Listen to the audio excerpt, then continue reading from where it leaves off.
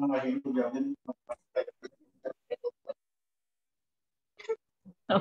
yun. Cek. Cek.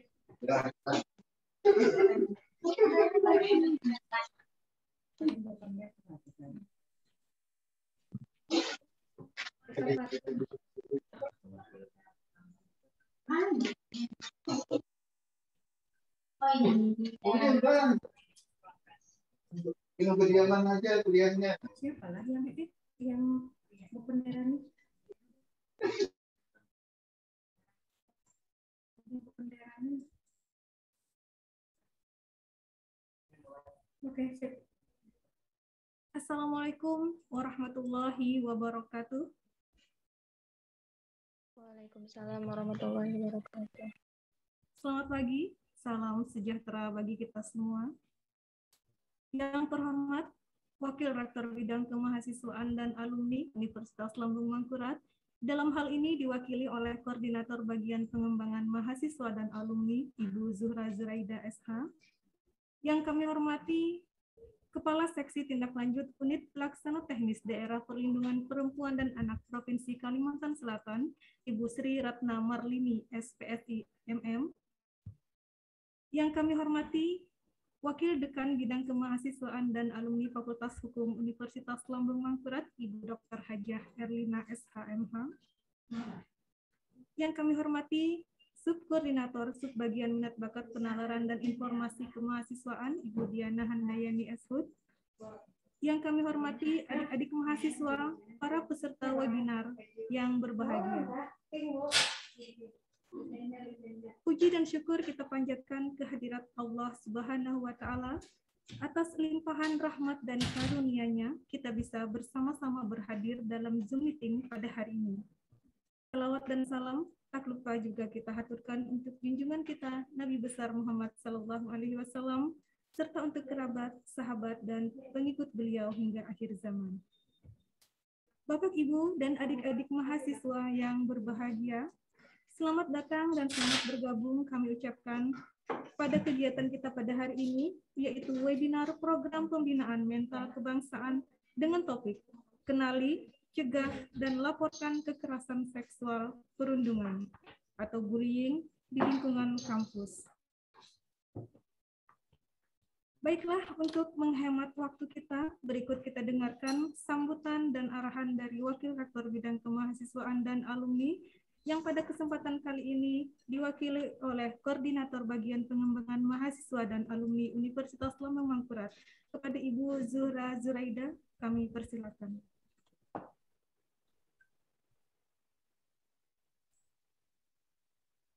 Baik, terima kasih MC.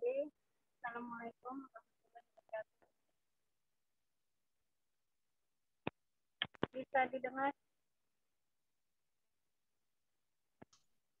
Kecil sekali, Bu, kalau di tempat saya penerimaannya.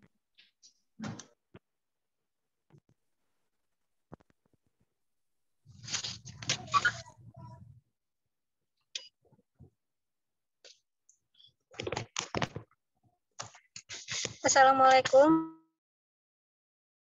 Apa bisa didengar? MC? Bisa, Bu. Bisa, Bu. Bisa didengar.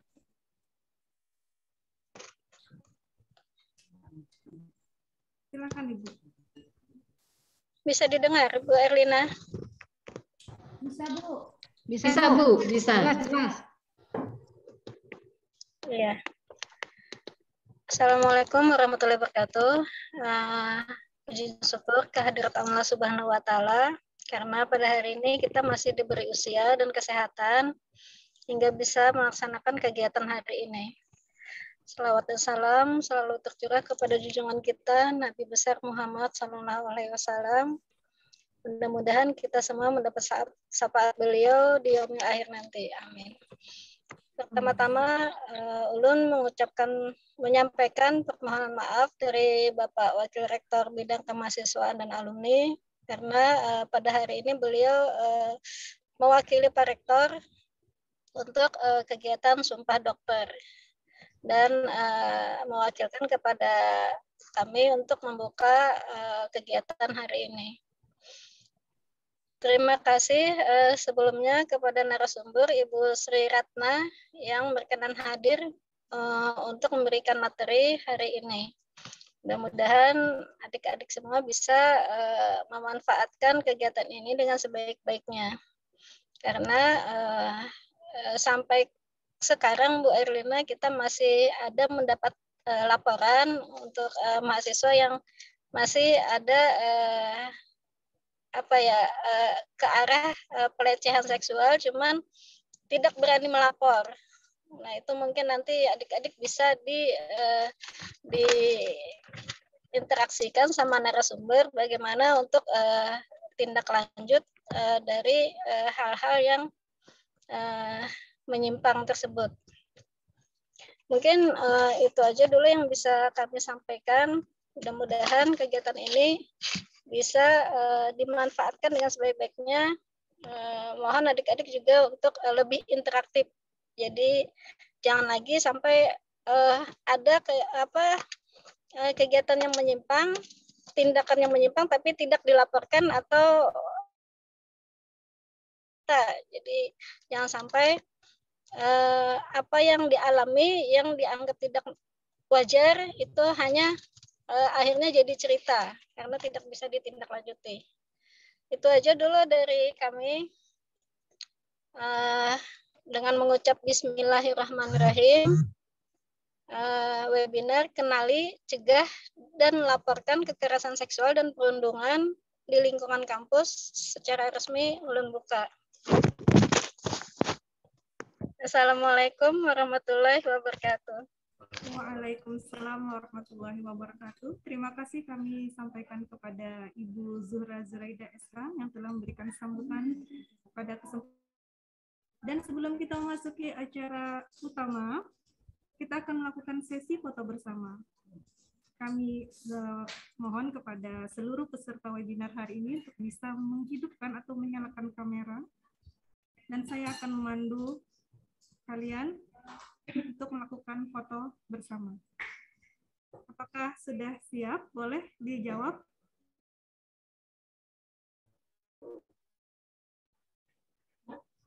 Baik, saya beri aba-aba.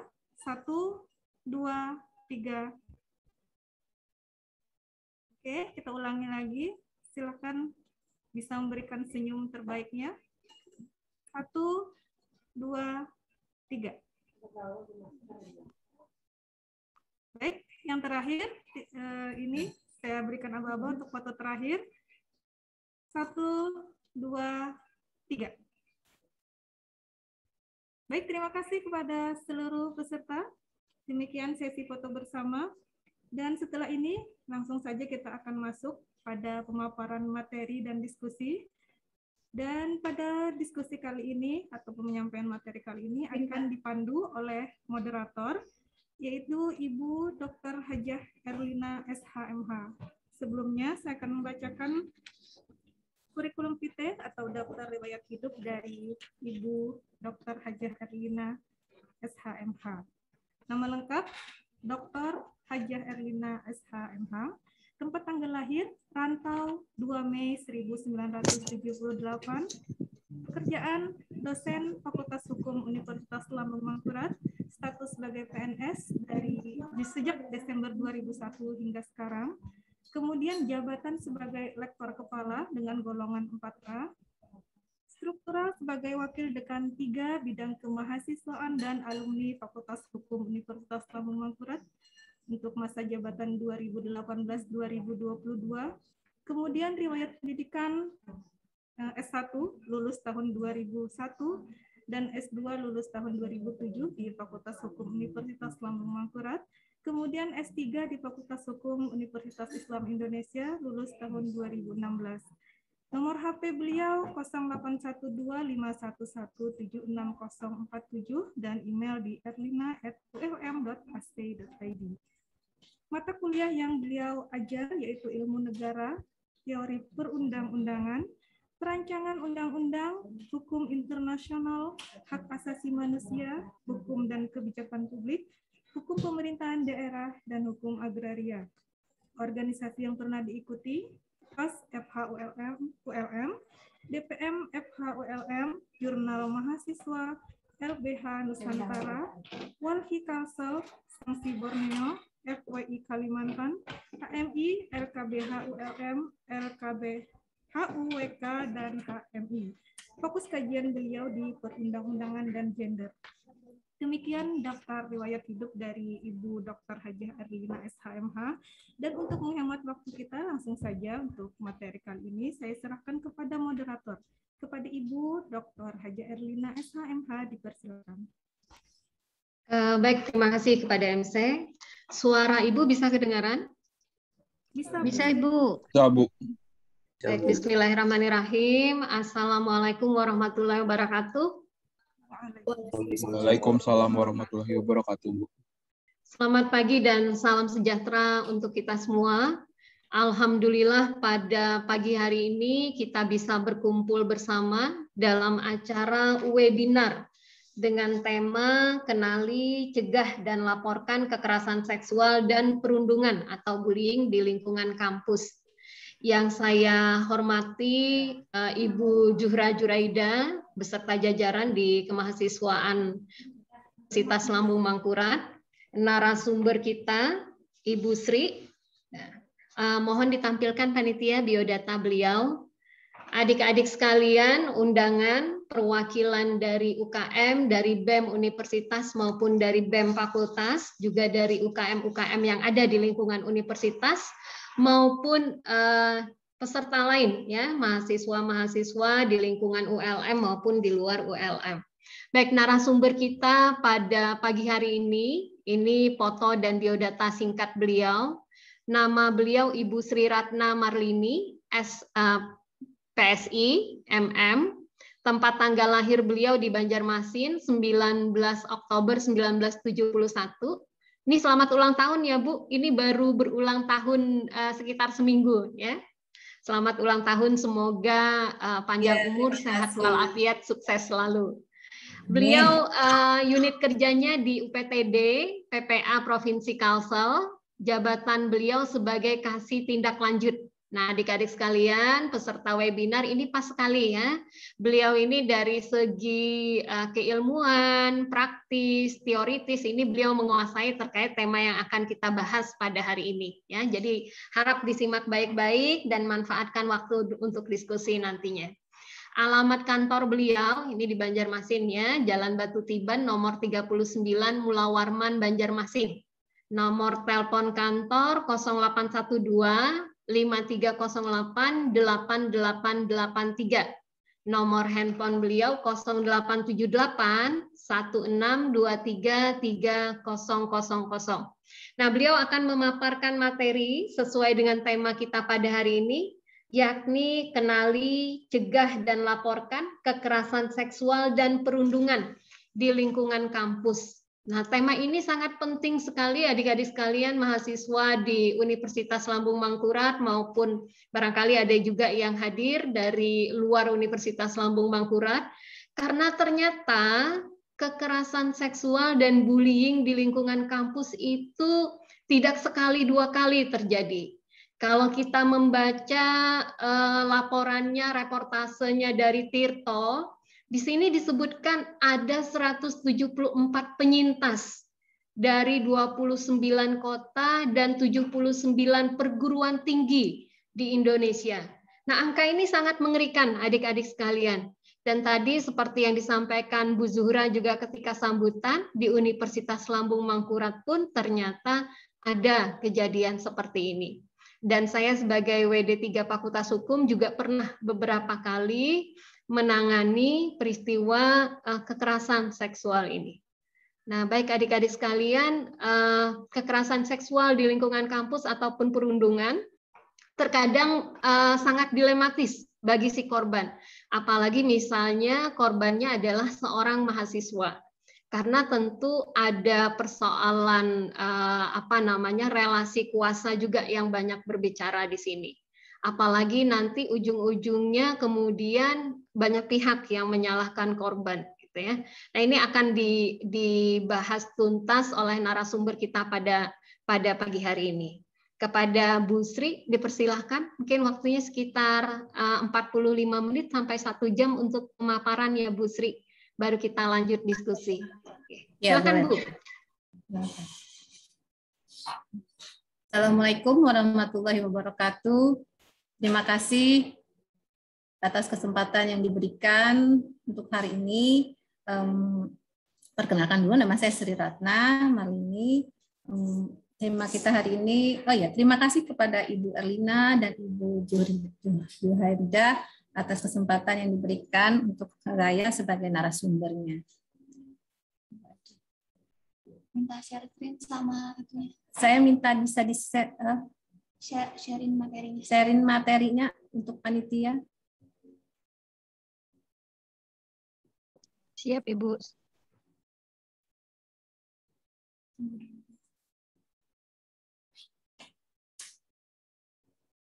Oke. Di sini saya memberikan materi tentang kenali, cegah, dan laporkan kekerasan seksual dan perundungan atau bully di lingkungan kampus. Kita sudah tahu bahwa ibu-ibu belum.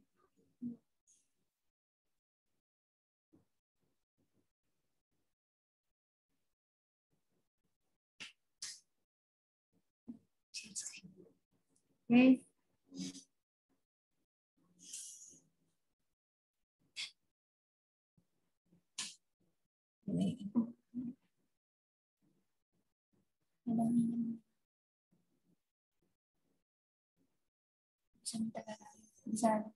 Bisa diperbesar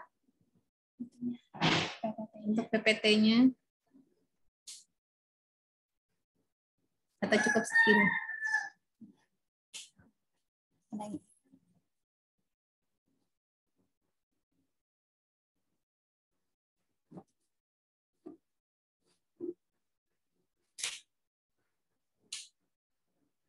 Makasih. Saya ini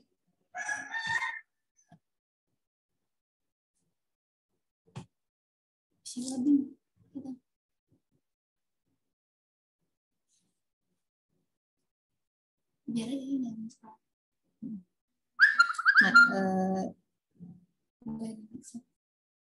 next aja, the next slide. Ke next slide-nya Pak Bu ya.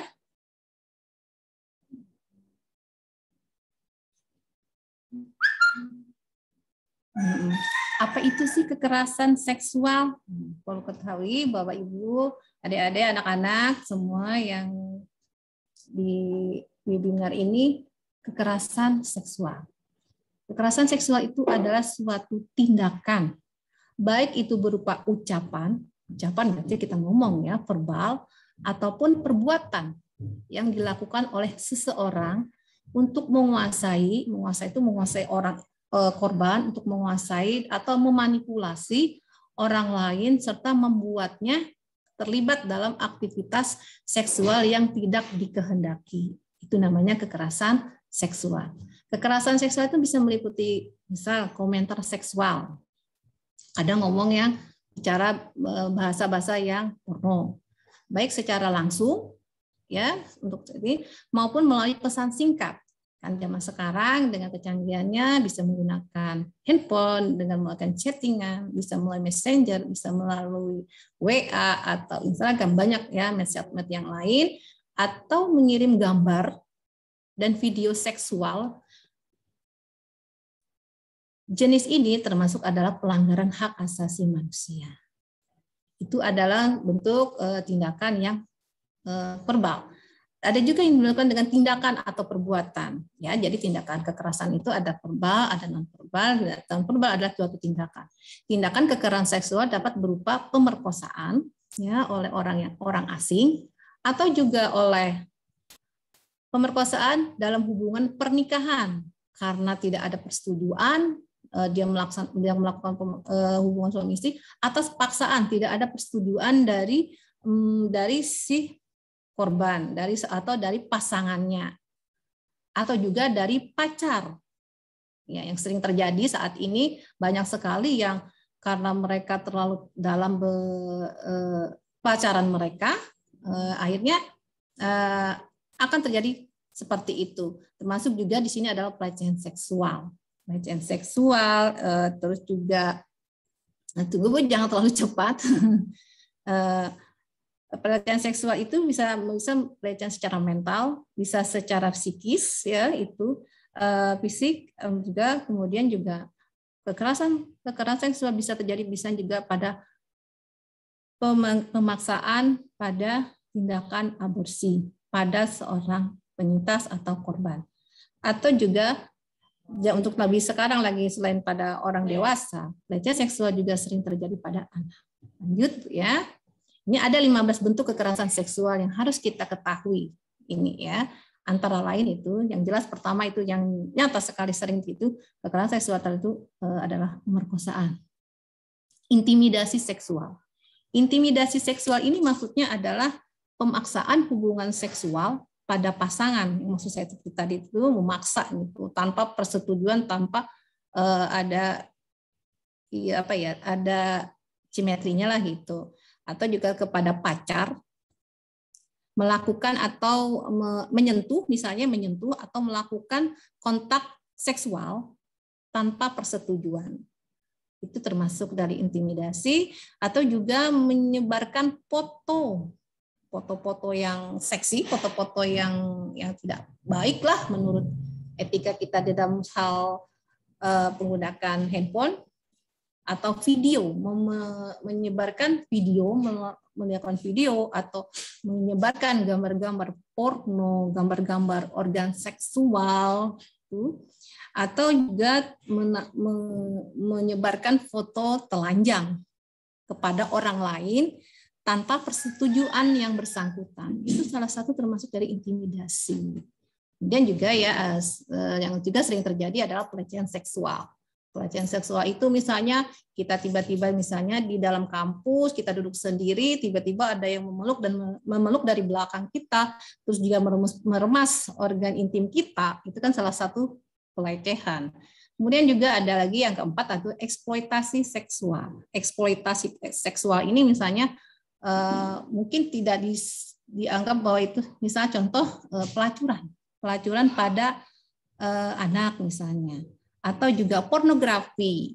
Jadi kita disuruh foto-foto yang ini, foto-foto vulgar, foto-foto porno gitu ya, tanpa kita sadari gitu, tanpa kita setuju sebenarnya kita sebagai korban gitu. Atau juga sering juga yang lebih banyak lagi itu adalah TPPO, tindak pidana perdagangan orang atau human trafficking. Itu salah satu bentuk kekerasan seksual. Kemudian perdagangan perempuan ya, human trafficking, prostitusi paksa.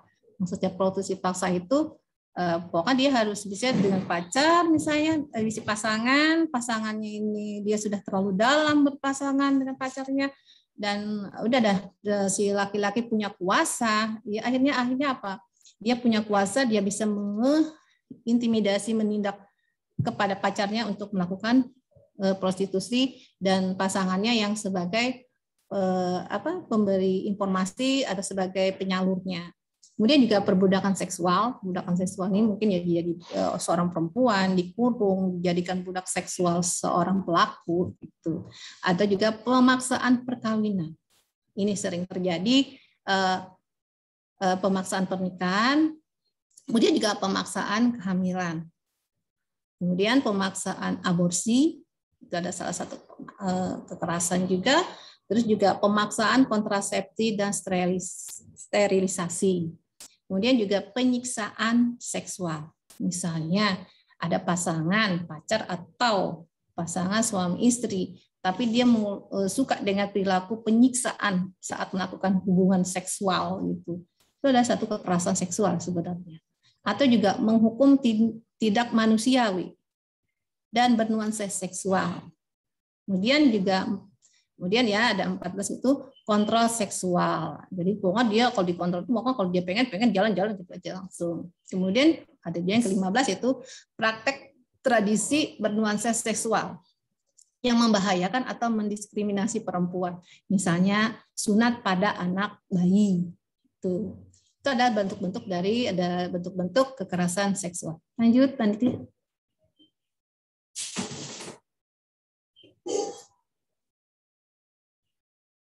Ya, gini, misalnya jika panitia mohon dilanjutkan slide-nya.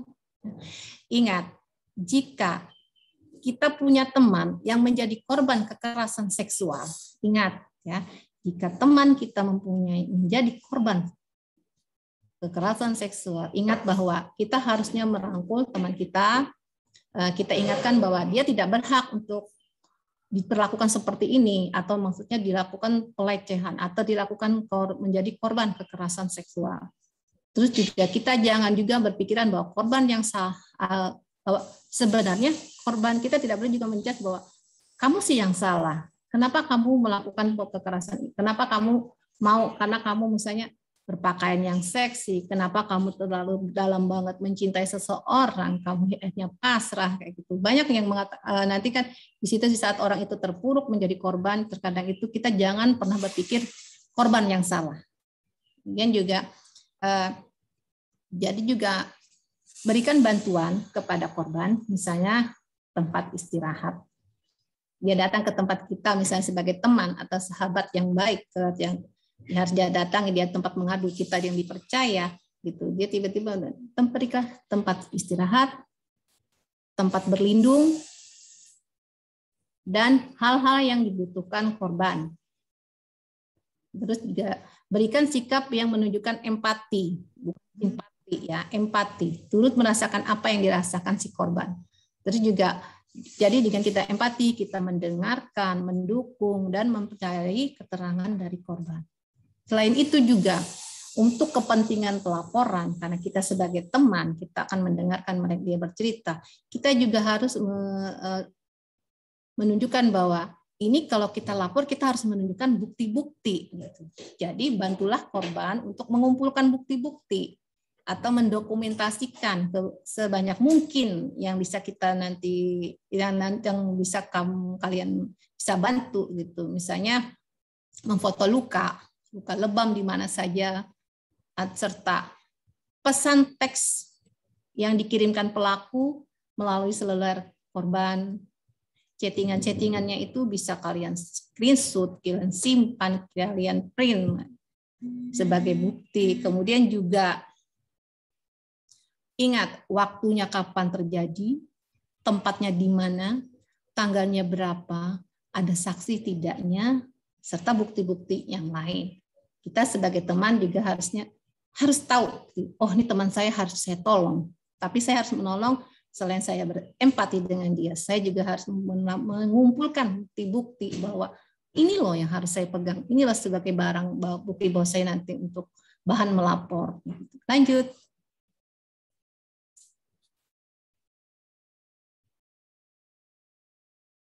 Kemudian juga lanjut Ibu. Kemudian juga harus diingat ya para peserta bahwa pada korban perkosaan, upayakan untuk kita yang kita sebagai orang yang dipercaya dia, kita orang yang tempat dia mengadu, kita menginformasikan kepada korban juga bahwa selain kita berempati, bahwa jangan dulu, mungkin pada saat itu kejadian baru terjadi. Nah, jika kejadian itu baru terjadi, paling tidak kita ingatkan, kamu jangan membersihkan dirimu, jangan mandi dulu sebelum kita lapor ke kepolisian. Atau juga seandainya tidak langsung melapor, atau kejadiannya tuh mungkin sudah 1 hari yang lalu, gitu. Simpanlah pakaian korban, pakaian yang dikenakan korban saat kejadian berlangsung.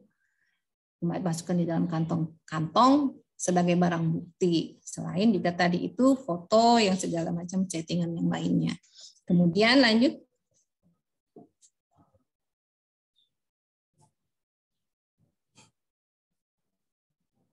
Lanjut dulu. Jika teman yang menjadi korban itu kan kita tahu ya, kita tahu bahwa jika teman menjadi korban, gimana dia terpuruknya, gimana sedihnya dia merasa tidak berharga. Jadi kita sebagai teman atau sebagai orang yang dipercayanya dia, sebagai dia tempat dia mengadu bahwa dia telah dilakukan kekerasan seksual gitu. Berikan dukungan dulu, berikan dukungan tanpa kita mengambil alih keputusan ya bahwa ya, saya mau mendengarkan. Jadi keputusan tetap di tangan korban. hindari sikap menekan dan memaksa.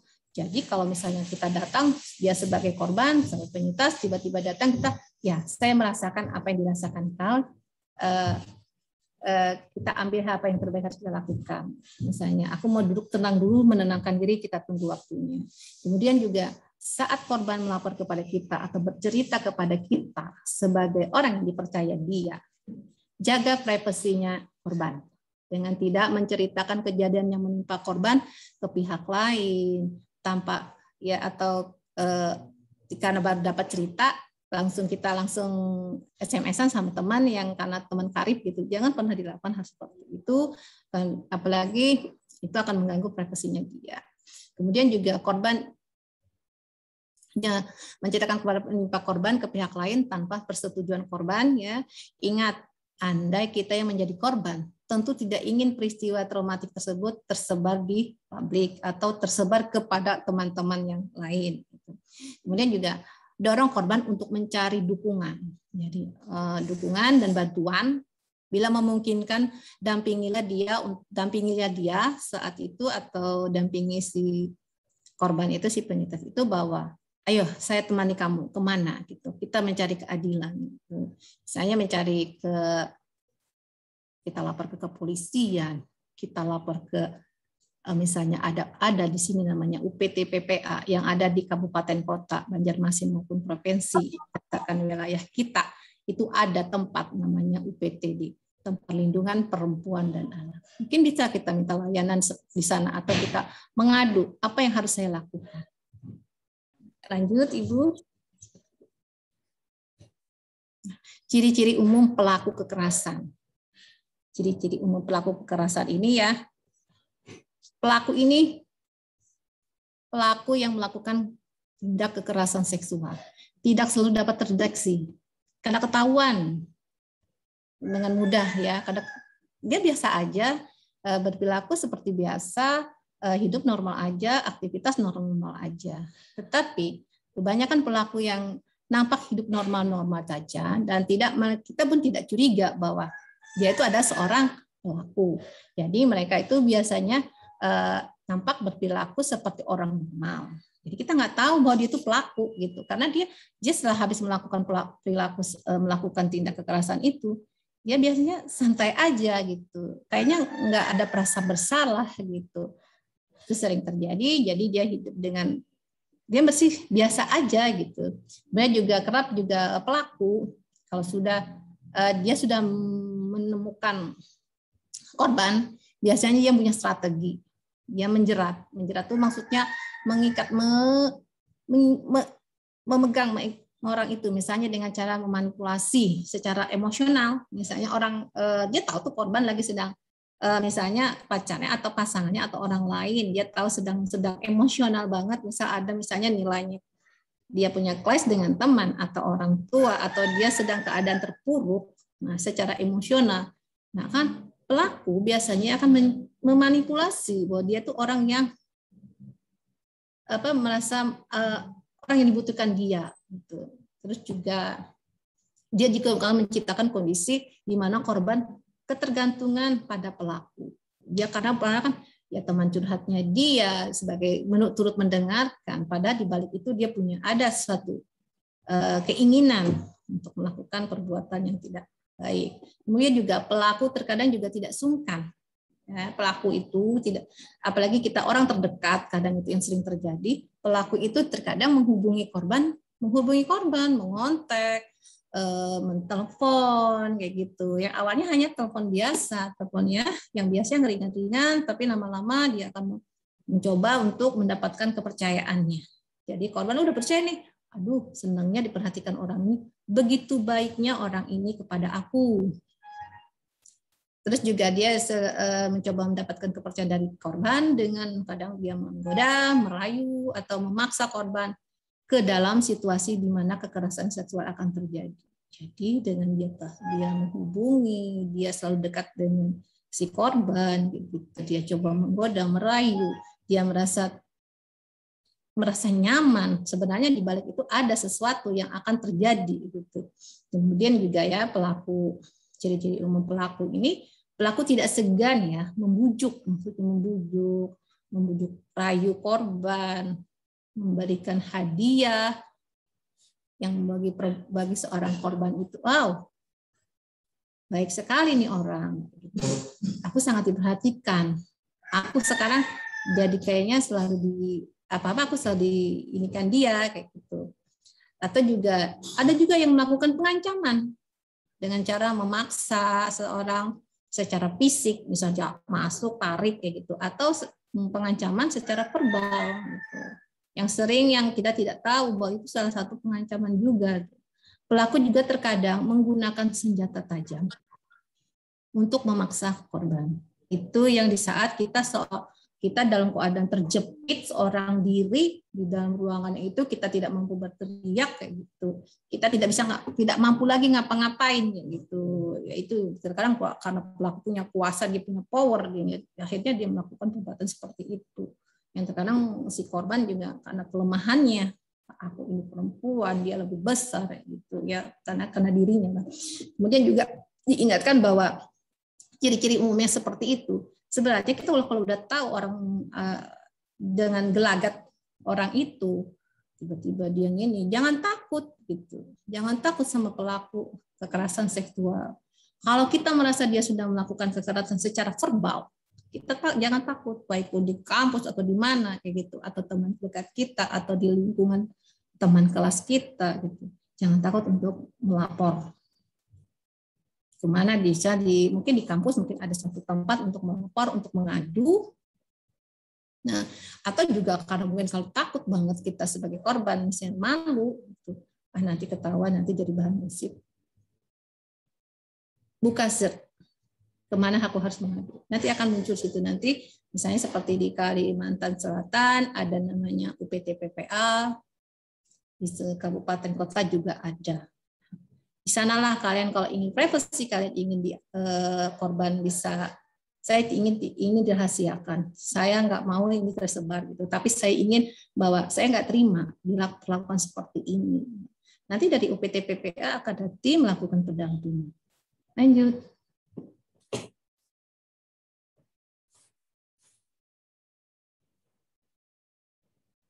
Ibu ya, lanjut. Nah, biasanya juga terjadi ya perempuan. Nah, ini perempuan yang kadang juga kita tahu bahwa zaman sekarang kita lihat ya, ada juga yang perempuan yang secara materi dia mapan, secara karir dia bagus. Terkadang juga bisa dia menjadi korban kekerasan seksual oleh pasangannya atau oleh orang lain yang dia tidak mampu untuk menolong atau untuk melakukan tindakan. Kenapa? Kan kadang perempuan itu kalau sudah terjadi hal seperti itu, aduh ini aib banget aku harus diam. Nah, dari sisi wanita, kekerasan seksual umumnya lebih berisiko terjadi pada kondisi seperti ini. Menikah dengan pria yang memiliki status sosial yang tinggi. Kemudian juga perempuan yang menikah berusia muda, kemudian juga mereka yang memiliki pasangan seksual yang banyak. Kemudian sering terjadi juga yang biasanya yang lebih sering terjadi kepada yaitu mengkonsumsi minuman beralkohol dan obat-obatan terlarang. Karena dalam kondisi dia terpengaruh obat-obatan atau minuman beralkohol hingga kesadarannya di bawah kesadaran dia mabuk berat, dan ada seorang pelaku melihat kesempatan itu, sering dia melakukan seperti itu. Kemudian juga memiliki riwayat pelecehan seksual. Ada kan itu? Kemudian lanjut, berprofesi sebagai pekerja seksual komersil. Karena alasannya, wah dia tuh kerjanya ini juga. Gitu. Jadi biasa aja gitu. Padahal walaupun seorang perempuan bekerja seks komersial, tapi dia dilakukan kekerasan seksual tanpa persetujuan, itu ada satu tindakan kekerasan seksual. Terus juga memiliki masalah keuangan atau hidup dalam garis kemiskinan. Itu yang sangat-sangat beresiko terjadi kekerasan seksual. Lanjut.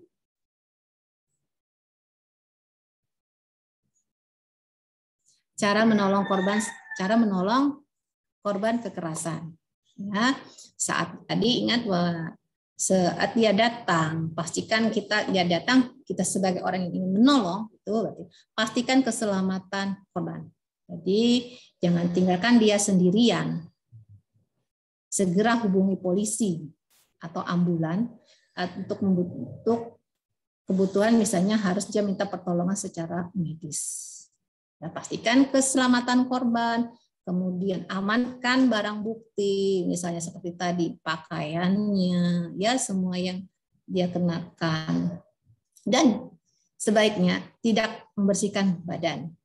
Misalnya mandi, menyisir, atau mengganti pakaian dalam dahulu sebelum melapor tindakan yang dialami. Lanjut. Bu. Kemudian juga cara menolong korban kekerasan ini, kekerasan seksual ini, lakukan proses visum. Ya, kalau sudah melakukan proses visum, artinya kita sudah mendampingi teman kita, berarti sudah kita mendapatkan saran atau pernah lapor ke kepolisian, terus dari kepolisian karena laporannya ada tindak kekerasan seksual, misalnya dari kepolisian yang akan memberikan permintaan untuk melakukan visum. Visum itu tidak bisa dilakukan oleh atas permintaan diri kita sendiri. Jadi kita datang ke rumah sakit, kita ini nggak bisa. Jadi harus ada atas permintaan biasanya hakim atau kepolisian yang lebih sering dilakukan itu. Dari sana biasanya juga tempat kami biasanya untuk melakukan proses visum itu mereka akan berkoordinasi dengan kami UPT PPA, jadi dari kepolisian, dari UPPA-nya akan berkoordinasi ke PPA kami untuk melakukan tindakan. Kami UPPA ada sebagai pendamping korban saat pemeriksaan visum. Kemudian juga ya untuk cara menolong korban antara lain proses pemeriksaan terhadap risiko penyakit menular. Jadi selain dilakukan visum juga kita juga menanyakan, pastikan korban untuk mendeteksi kemungkinan adanya penyakit menular seksual agar dapat segera ditangani. Kemudian juga selain kita sebagai teman atau sebagai orang yang dipercayanya dia untuk mendampingi, dan kita bisa sudah melapor ke PPA sebagai pendamping juga, mendampingi korban adalah salah satu cara agar korban dapat pulih traumanya yang dirasakan, karena traumanya korban itu sangat berlangsung sangat lama, sangat panjang. Walaupun dia sudah masih raganya itu kelihatan baik aja, dia bisa senyum, tapi di saat dia sendirian dia akan menangis, dia akan sedih sekali gitu. Trauma yang menyebabkan dia depresi. Kadang juga karena traumanya berlangsung lama, berisiko yang menyebabkan depresi. Ya, bahkan kecenderungan si korban juga akan akhirnya itu dia akan karena merasa dirinya kotor, dirinya apa, dia akan melakukan bunuh diri. Yang sehingga yang hal-hal seperti itu yang tidak kita inginkan jangan sampai terjadi gitu. Tapi kita tolonglah dia. Kamu korban, kami ada, kami akan menolong. Sehingga korban memerlukan pendamping dari psikolog. Jadi kalau sudah terjadi sampai korban mengalami hal seperti itu ya, gangguan mental gitu, dia memerlukan pendampingan, misalnya pendampingan psikolog atau pengobatan ke psikiater untuk membantu pemulihan trauma psikis yang terjadi pada korban. Kadang kan kita malu, makanya di Kalimantan, di provinsi maupun di kabupaten kota ada PPA atau P2TP2A atau PPA. Nah, kalau kita datang, kita mengutarakan, kami siap membantu. Lanjut.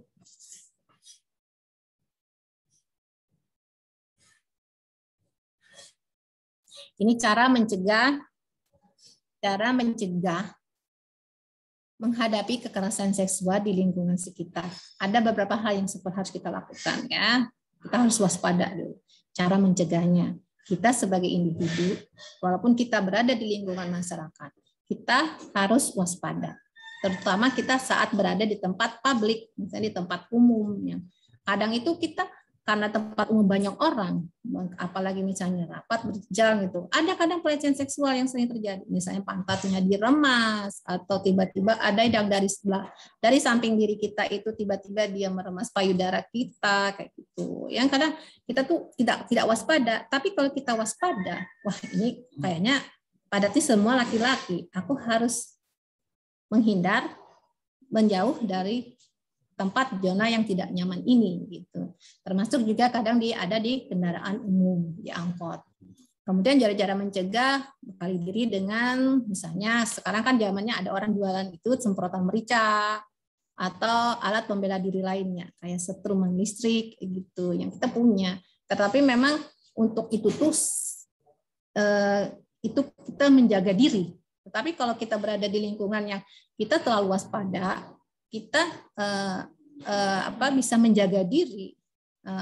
Hal-hal yang misalnya harus membawa merica dan alat daerah itu memang tidak diperlukan juga sih, tapi paling tidak kita punya alat untuk membela diri. Kemudian juga lakukan perlawanan. Salah satunya dengan memukul alat kelamin pelaku. Atau juga misalnya kita dalam keadaan terjepit, kita sudah mau dilakukan tindakan seperti itu, kekerasan seksual itu. Misalnya kita sudah nggak bisa berkutik lagi, ya selain kita menendang, ya kita gigit, tendang, gigit, teriak sekencang-kencangnya agar ada suara kegaduhan yang bisa didengar orang lain. Kemudian juga waspada terhadap orang yang tidak dikenal. Jadi kita orang yang kadang di kos-kosan ya atau di kampus juga kadang kalau kita lagi sendirian, orang yang tidak dikenal tiba-tiba saja merangkul kita dari belakang. Ada juga kejadian dulu yang di kos-kosan, saya pernah mendengar di berita itu bahwa dia masuk ke kos-kosan yang sepi. Dia coba-coba buka pintu kamar, kalau dia bisa kalau dia berhasil bisa masuk, dia akan melakukan tindakan seperti itu, tindakan kekerasan. Tapi dia kalau kepergok alasannya jualan pensil, jualan apa gitu, atau tanya adakah saudaranya di sini kos gitu. Banyaklah orang-orang asing, orang yang kita tidak kenal punya alasan-alasan. Kemudian juga kita juga harus membekali diri kita bahwa kita harus mengetahui apa aja sih seputar kekerasan seksual itu. Yang 15 tadi ya. Lanjut.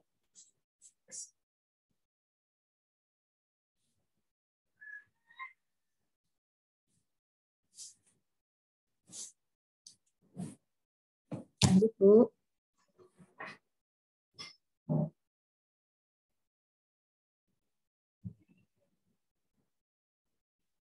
Ya. Ini ya, belum bisa, Bu.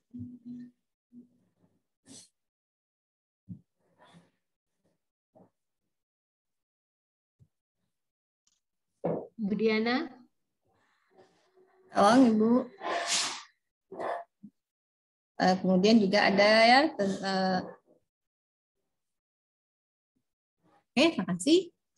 Jika Anda telah mengalami kekerasan seksual atau menjadi korban, beberapa hal yang harus kita ketahui, yang harus kita lakukan kalau kita sebagai korban.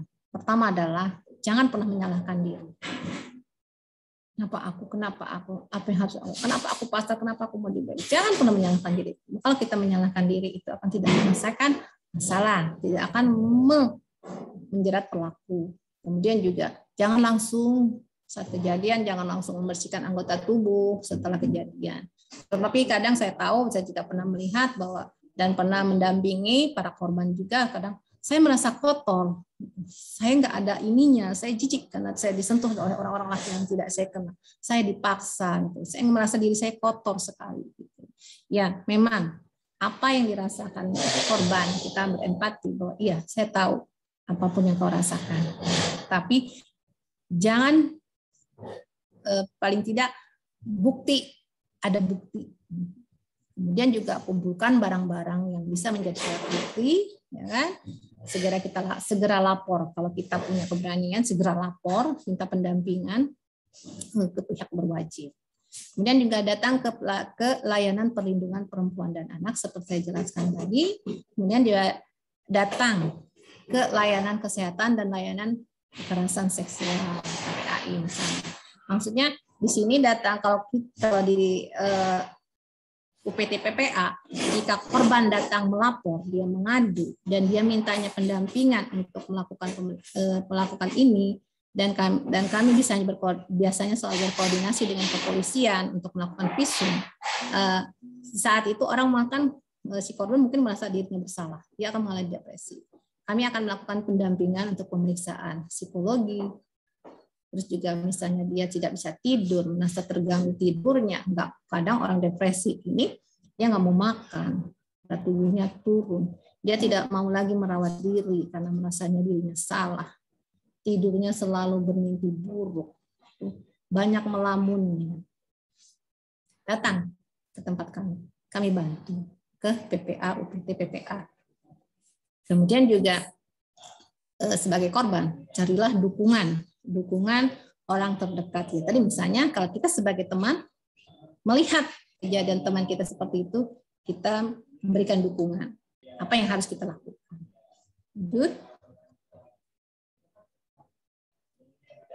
Apabila ini kan itu teman, apalagi yang tadi itu adalah kita sebagai korban. Tapi apabila kita punya teman atau kerabat atau saudara yang bercerita kepada kita bahwa dia menjadi korban kekerasan seksual. Langkah-langkah yang harus kita lakukan adalah dengarkan cerita korban, dengarkan aja dulu sampai dia bisa runutannya, ceritanya sampai dia terjadi seperti itu. Terus juga jangan kita menstigmasi korban bahwa kenapa sih kamu pacaran sama dia, kenapa kamu pergi berpakaian seksi, kenapa yang akhirnya membuat kamu sih kok mau-maunya gitu kan. Kita bukan menjadi seorang pendengar yang baik. Kemudian juga berikan informasi mengenai hak-hak korban. Terus juga jangan tinggalkan diam. Terus juga jangan tinggal diam. Jadi kalau dia bercerita bahwa kalau kayak gini kita harus lapor gitu. Jangan tinggal diam aja gitu. Harus kita lakukan tindak lanjut. Ikut kegiatan advokasi. Kemudian juga dukung lembaga layanan korban kekerasan seksual. Maksudnya di sini ya lembaga-lembaga itu misalnya seperti UPT kepolisian, OPT gitu yang mau membantu memberikan pelayanan kepada korban. Lanjut. Ada beberapa dampak ya Bapak Ibu, adik-adik sekalian bahwa dampak dari kekerasan seksual bagi penyintas, maksudnya adalah korban, dampaknya. Jika dia korban sering sekali dilakukan kekerasan seksual dan dia hanya diam, tidak mampu menceritakan. Mungkin sudah berulang-ulang kali dia dilakukan kekerasan seksual. Mungkin saja bisa saja akan terjadi kehamilan yang tidak direncanakan. Karena si korban dalam kondisi ditekan, dalam kondisi intimidasi, di bawah kekuasaan seorang pelaku. Kemudian juga yang kehamilan tidak direncanakan merupakan satu akibat yang ditanggung oleh banyak korban pemerkosaan.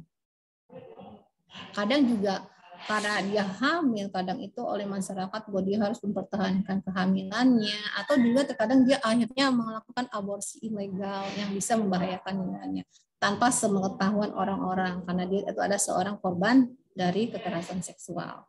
Kemudian juga munculnya gangguan di alat vital, maksudnya alat vitalnya korban misalnya karena hubungan seksual yang dipaksakan, juga terbukti bisa meningkatkan resiko terjadinya komplikasi seperti pendarahan vagina, infeksi vagina, iritasi genitalnya, merah-merah atau apa gitu, nyeri saat berhubungan seksual, nyeri panggul kronis, yang sebenarnya kadang seorang korban itu diam aja gitu, atau juga terjadi infeksi saluran kencing.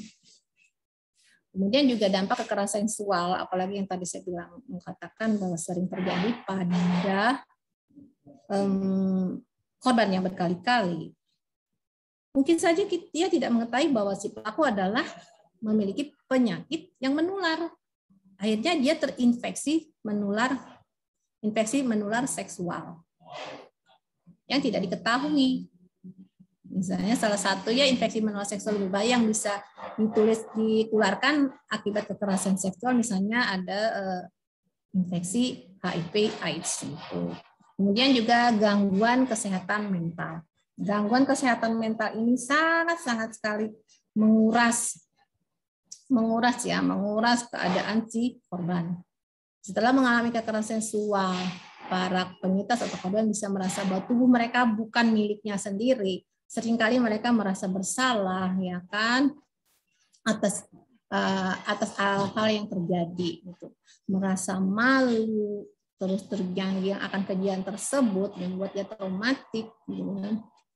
Dan ada emosi negatif yang dialami penyintas. Misalnya berbagai gangguan mental, ya. Gangguan mental di sini bisa terjadi depresi pada korban, gangguan kecemasan. Ya udah kalau melihat gangguan kecemasan atau gangguan ini, bisanya dia udah lihat rumahnya aja dia udah gemetar karena di tempat yang pernah suatu tempat yang dia selalu dilakukan perundungan di situ, dilakukan pelecehan di situ, dilakukan tindak kekerasan seksual di situ, dia udah kalau ingat aja udah gemetar gitu.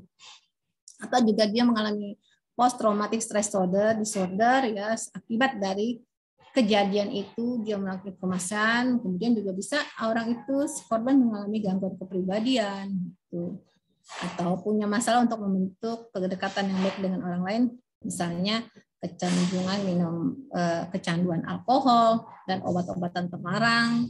Kemudian juga selain dampak kekerasan seksual bagi penyintas itu juga keinginan untuk bunuh diri. Kenapa? Tadi itu aku merasa tidak berharga, aku menjadi kotor, aku tidak mendapat dukungan, aku selalu disalahkan.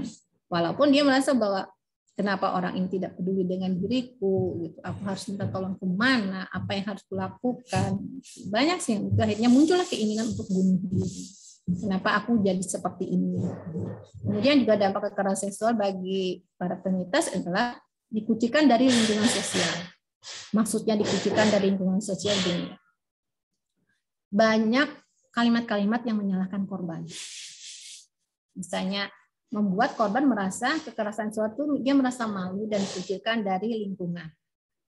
Dan biasanya itu lingkungan ini selalu menjas, menghukum ya, salahnya pakai baju yang seksi, siapa suruh juga pacaran sama orang itu, kenapa juga maunya percaya banget dengan orang itu, maunya diajak jalan-jalan, itu kan lingkungan yang memberikan nilai yang kepada korban bahwa kamu yang salah. Atau juga, dan ini sangat membahayakan, apalagi budaya di beberapa daerah itu ya, dia korban kekerasan seksual. Terus seolah-olah di kejadian itu didiamkan, dan malah dia akan menelusuri siapa pelakunya. Kemudian kadang ada kadang para misalnya ada tetuanya atau orang di kampung bahwa ini di korban nih, kita cari pelakunya. Nanti yang kadang ada solusi seperti perempuan yang sudah diperkosa atau yang jadi korban tuh digampangkan, itu udah kawin aja sama yang melakukan, kepada misalnya dinikahkan secara paksa yang melanggar hak dia sebagai seorang perempuan untuk memilih ya, untuk menolak. Tapi karena itu solusi, mungkin itu aib yang biar kada ketahuan, biar orang biar teredam peristiwa itu, dinikahkan. Padahal menikahkan korban dengan pelaku membuat perasaan para korban hancur. Bagaimana dia traumatiknya dia kondisi dipaksa. Tiba-tiba dia harus menikah dengan orang itu yang dia tidak kenal, yang walaupun dia kenal dekat, tetapi saat kejadian itu karena paksaan, dia kan sudah mungkin korban juga, aku tidak akan percaya lagi dengan orang itu. Tetapi karena untuk meredam, malah dinikahkan, akan membuat hancur hati korban dan sangat terluka. Tekanan itu tidak melaporkan tindak kekerasan seksual, agar keluarga tidak malu. Juga merupakan pola pikir yang harus diubah. Jadi segera tindak. Apa yang harus saya lakukan? Kalau saya Saya sebagai korban, saya harus melakukan apa?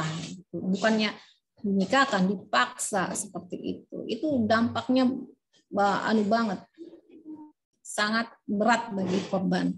Apalagi akan dia tiap hari bertemu dengan pelaku. Kemudian juga dampaknya yang lain adalah gangguan kognitif. Gangguan kognitif ini adalah gangguan kekerasan seksual yang terjadi akan sangat sulit dilupakan oleh para korban.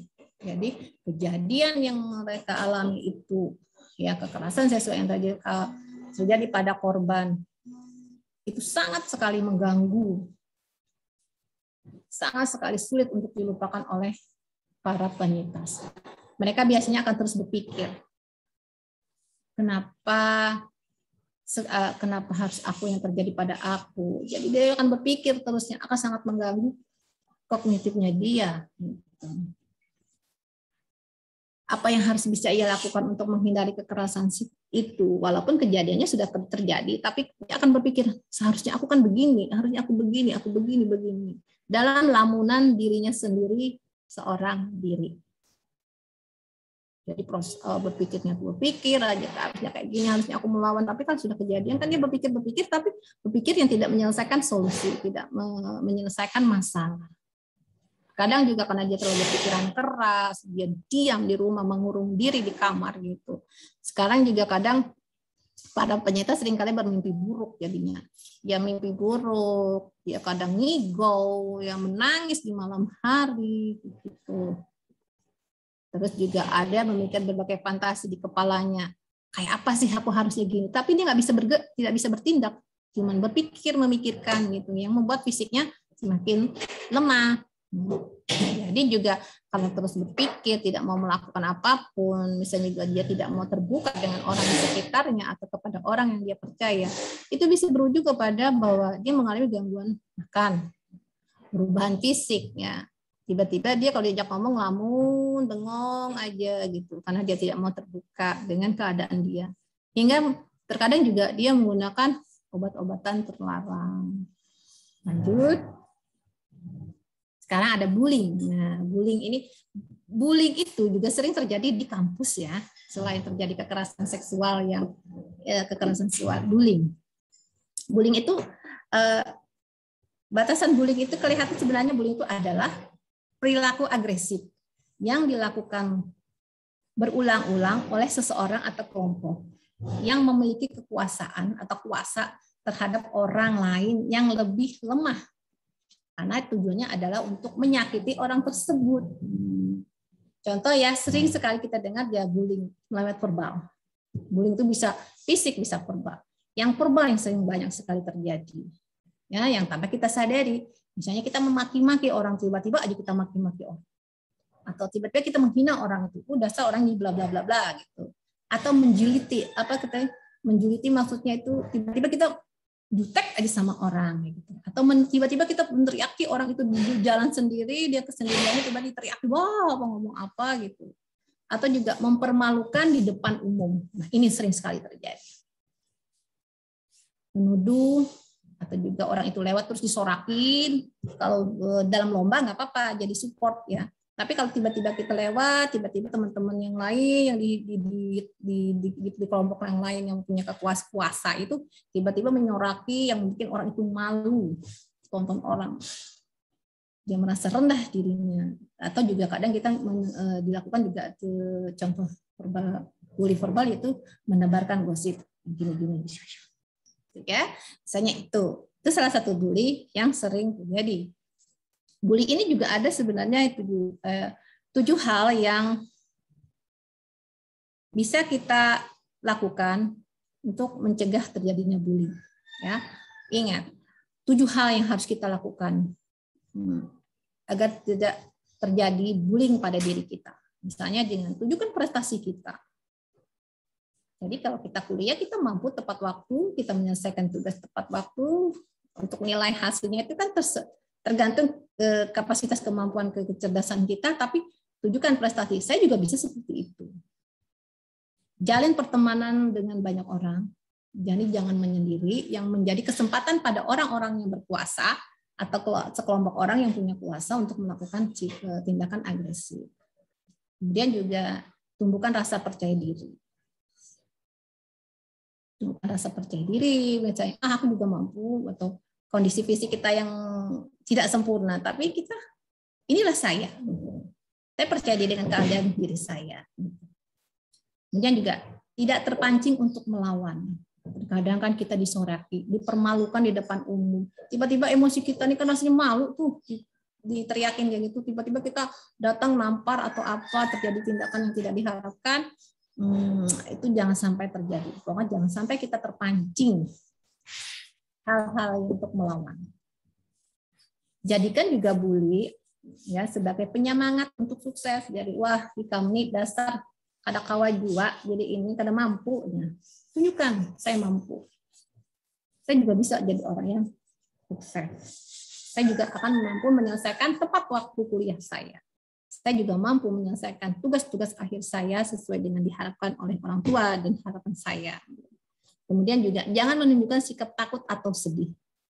Diteriakin aja tiba-tiba takut, langsung menghindar, tiba-tiba menyendiri gitu, atau tiba-tiba sedih, menangis, misalnya para perempuan ya, karena dipermalukan gitu. Jangan, biasa aja gitu. Walaupun sakit di dalam, tunjukkan bahwa saya mampu. Saya bisa, saya percaya diri. Apa yang kamu bicarakan itu kadang juga tidak sesuai dengan yang kamu bicarakan. Kemudian juga kalau dia seorang pelaku bullying, sudah kebangetan, sudah melampaui batas toleransi kita sebagai manusia ya, sebagai perempuan atau sebagai orang, laporkan saja. Laporkan kepada yang berwenang bahwa tanggal ini dia ngomong seperti ini, saya punya bukti. Dia kalau ngomongin saya ini, gitu. Jadi kan bisa diinginkan. Kemudian lanjut Bu, dampak positif.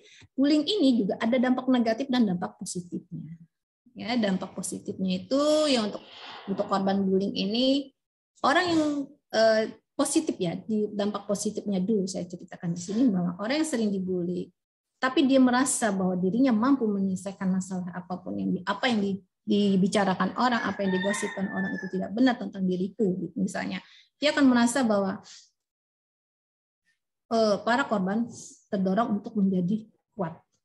Yang biasanya lemah, tidak mampu berbuat apa, dia akan berusaha untuk melakukan yang saya juga mampu seperti itu. Kemudian juga dia jadi berani. Pada mulai dia lemah, akhirnya dibully, dia banyak, wah aku nih sering ditanjak atau sering dicemain, sering diomongin macam-macam, ditunjukkan bahwa aku mampu, aku kuat, aku berani. Bahwa apa yang dibicarakan itu tidak betul. Apa yang dilakukan pembulian itu tidak betul. Saya mampu. Gitu. Dia juga tunjukkan dengan berprestasi. Kemudian juga ada juga dampak positifnya bahasa orang para korban ya, para penyintas. Misalnya dengan dia dibully terus-terusan, tunjukkan bahwa kita akan menjadi lebih baik. Misalnya membalas, misalnya dia kejahatannya dia balaslah dengan kebaikan. Ya, mindset jelas kebaikan ini misalnya suatu saat orang yang membuli itu seseorang atau kelompok itu pasti dia akan memerlukan kita. Bukan, tapi bukan sebagai kita sebagai objek alat ya untuk terus-terusan dibully. Tapi misalnya suatu saat dia nggak punya buku, kita yang punya, tunjukkan. Nah, ya saya kasih, saya pinjamin, tapi lebih tolong buku saya dikembalikan. Atau misalnya dia minta para pembuli itu juga kadang juga dia perlu juga sih teman yang bisa dia butuhkan. Terus juga kita juga sebagai korban lebih menghargai orang lain. Kita kan harus menghargai orang lain. Terus kita mandiri, ya kan? Jadi korban nih diapa-apain itu di sini nggak ada juga, di sini ini nggak bisa juga, ini udah aku bisa aja sendiri. Ya aku kuat, aku mampu, aku berani. Dan dalam sebagai korban ini juga kita harus hati-hati dalam ucapan maupun perbuatan. Karena kalau kita selalu dibully, kita juga jangan sampai kita melawan tadi ya, tapi kita harus hati-hati juga. Misalnya kalau dia ngomong apa memancing emosi kita, hadapi aja, tenang aja, relaksasi aja, tarik nafas, ya jangan sampai kita terpicu, terpancing untuk melakukan tindakan kekerasan. Itu dampak positifnya. Dampak negatifnya sangat banyak sekali ya, dampak negatif dari seorang korban bully. Misalnya ya orang itu menjadi akhirnya menjadi gangguan mental. Orang itu sensitif, ya kan, para korban bully itu marah, rasa marah yang meluap-luap, ya kan, saat kita dipermalukan di depan itu marah kita kan mau tepuk-tepuk. Sebenarnya mereka yang membuat dia senang karena dia ini dia terpancing oleh kita gitu. Terus juga depresi ya, rendah diri, dia mengalami kecemasan, kualitas tidurnya juga menurun, keinginan menyakiti diri sendiri itu ada, ya. Hingga bisa juga akhirnya karena dia dibully setiap hari, kadang uang sakunya kah atau tugasnya kadang dibajak gitu, dia tidak mampu berbuat lagi dan dilakukan oleh pembulian itu berulang-ulang kali, dia merasa dirinya tidak berharga lagi, bisa aja dia melakukan bunuh diri atau dia menggunakan obat-obat terlarang. Itu adalah tentang bully. Ya, yang sangat terkadang itu kita tidak menyadari bahwa itu termasuk bully. Jadi batasan bully itu tipis sekali, ya. Kadang kita sering terjadi misalnya body shaming. Body shaming itu misalnya badan ikam, ganalnya awak ikam. Kan sebenarnya salah satu body shaming.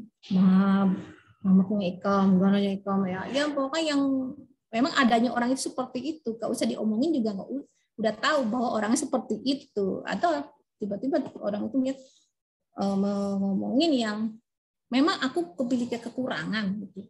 Tetapi menjadi bahan pembicaraan, gitu. Itu sangat mengganggu sekali sebenarnya bagi seorang korban bully. Ya, oke. Terima kasih untuk ini. Ini materi saya tentang kenali, cegah, dan laporkan kekerasan seksual. Bisa Bu, Ibu Panitia atau Ibu Moderator, saya menjelaskan tentang UPT kami. Ya, mohon dipersingkat Bu, biar kita ada waktu untuk sesi diskusi. Oh ya, oke. Ya boleh. Materi saya yang itu Ibu Panitia. Ini adik-adik kayaknya udah nggak sabar untuk bertanya nih Bu. Oh ya tunggu ya. Biar ini, jadi biar ngerti gitu bahwa di sini sih sekarang di Indonesia. Di Indonesia itu kan ada namanya Kementerian Pemberdayaan Perempuan dan Perlindungan Anak. Itu suatu tempat yang melindungi perempuan dan anak. Oke, ini lanjut Bu, terus Bu ya, lanjut biar cepat katanya. Lanjut Bu. TPPO Bu ya. UPT PPA Kalimantan Selatan ini materi. Lanjut Bu.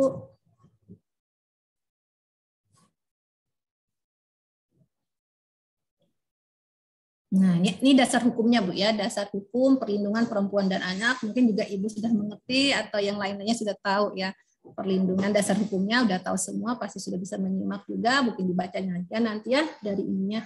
Nah, ini kami mengenalkan bahwa tempat kami ada namanya Unit Pelaksana Teknis Daerah Perlindungan Perempuan dan Anak, yang selanjutnya disingkat dari UPT PPA.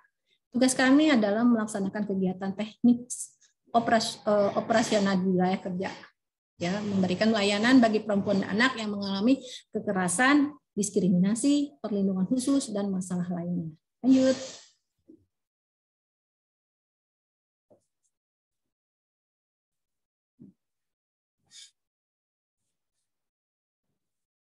Itu tentang UPT. Jadi 3N. 3N Bu ya. Bapak Ibu, adik-adik sekalian, 3N. Kami punya simbol nih. Kementerian juga itu. Akhiri kekerasan pada perempuan dan anak. Akhiri perdagangan manusia. Akhiri ketidakadilan akses ekonomi untuk perempuan. Ya, lanjut. Ini struktur organisasi UPT kami. Lanjut.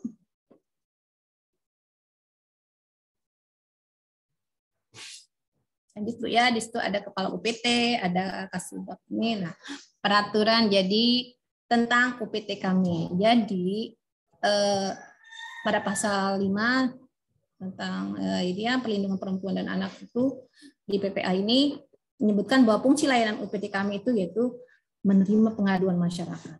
Jadi, pian datang ke tempat kami, lapor, kalau usah berlapor. Nah, berkonsultasi pun kami akan siap melayani.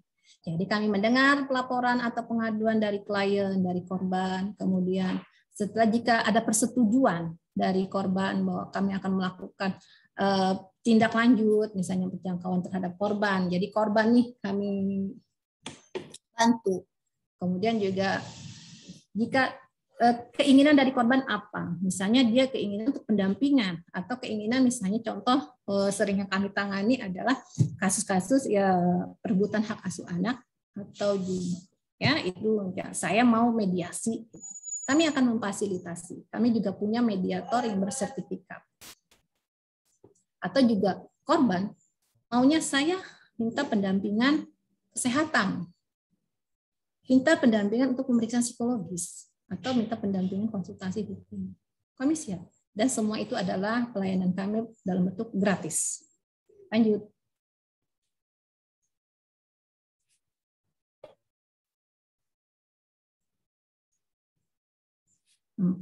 Terus Bu, lanjut Bu. Kami punya juga kerjasama Bu ya. Jadi kami ini punya mitra kerja kami. Lanjut Bu, lanjut.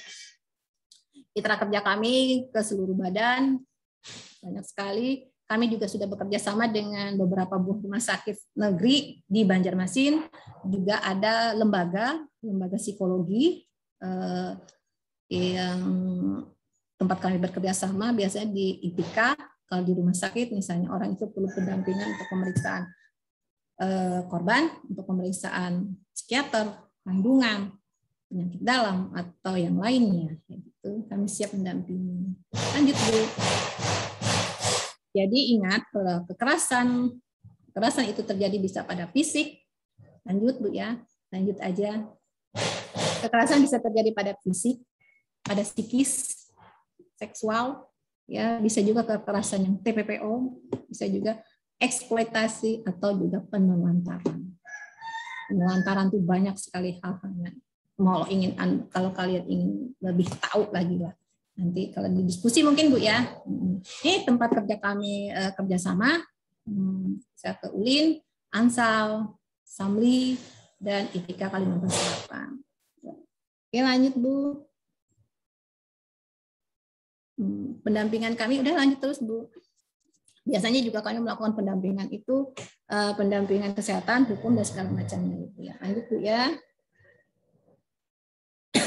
Lanjut.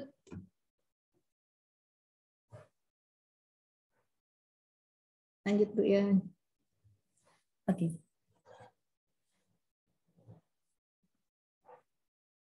Lanjut Bu.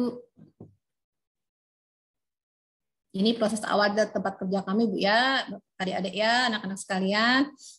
Proses awal dan identifikasi kasus, juga ini tindak lanjut penanganan yang bisa saya dan teman-teman rekan-rekan kami di UPT PPA lakukan, rujukan kasus. Maksudnya rujukan kasus, Provinsi Kalimantan Selatan, UPT PPA Kalimantan Selatan, sifatnya adalah menangani kasus biasanya dapat rujukan. Ada juga yang datang ke kami biasanya ya, dengan kondisi misalnya dia meminta tolong pada awalnya, misalnya ini loh anak saya atau suami saya bawa anak saya keluar daerah, misalnya dia perlu apa yang harus saya lakukan gitu. Atau juga kami mendapat rujukan di suatu provinsi untuk melakukan tindak lanjut atau berkoordinasi masalah perebutan hak asuh anak kayak gitu. Atau biasanya juga terjadi pernah kami tangani kasus TPPO ya di daerah Kalimantan mana kami akan selalu berkoordinasi. Juga yang kami lakukan tindak lanjut itu pendampingan kesehatan yang seperti saya ucapkan tadi, saya sampaikan juga pendampingan hukum, pemulihan psikologis. Lanjut Bu. Oke, sampai situ materi saya. Ini kan. Terima kasih.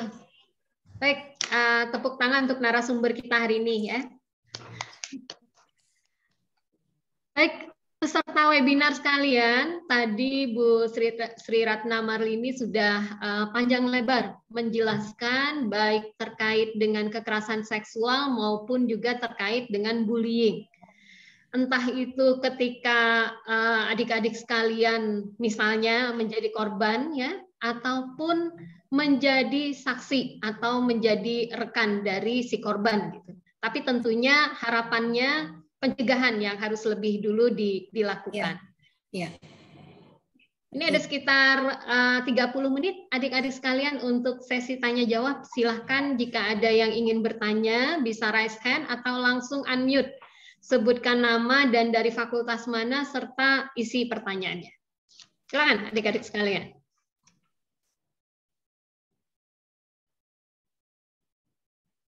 Nah, ini ada juga yang menulis di kolom chatnya.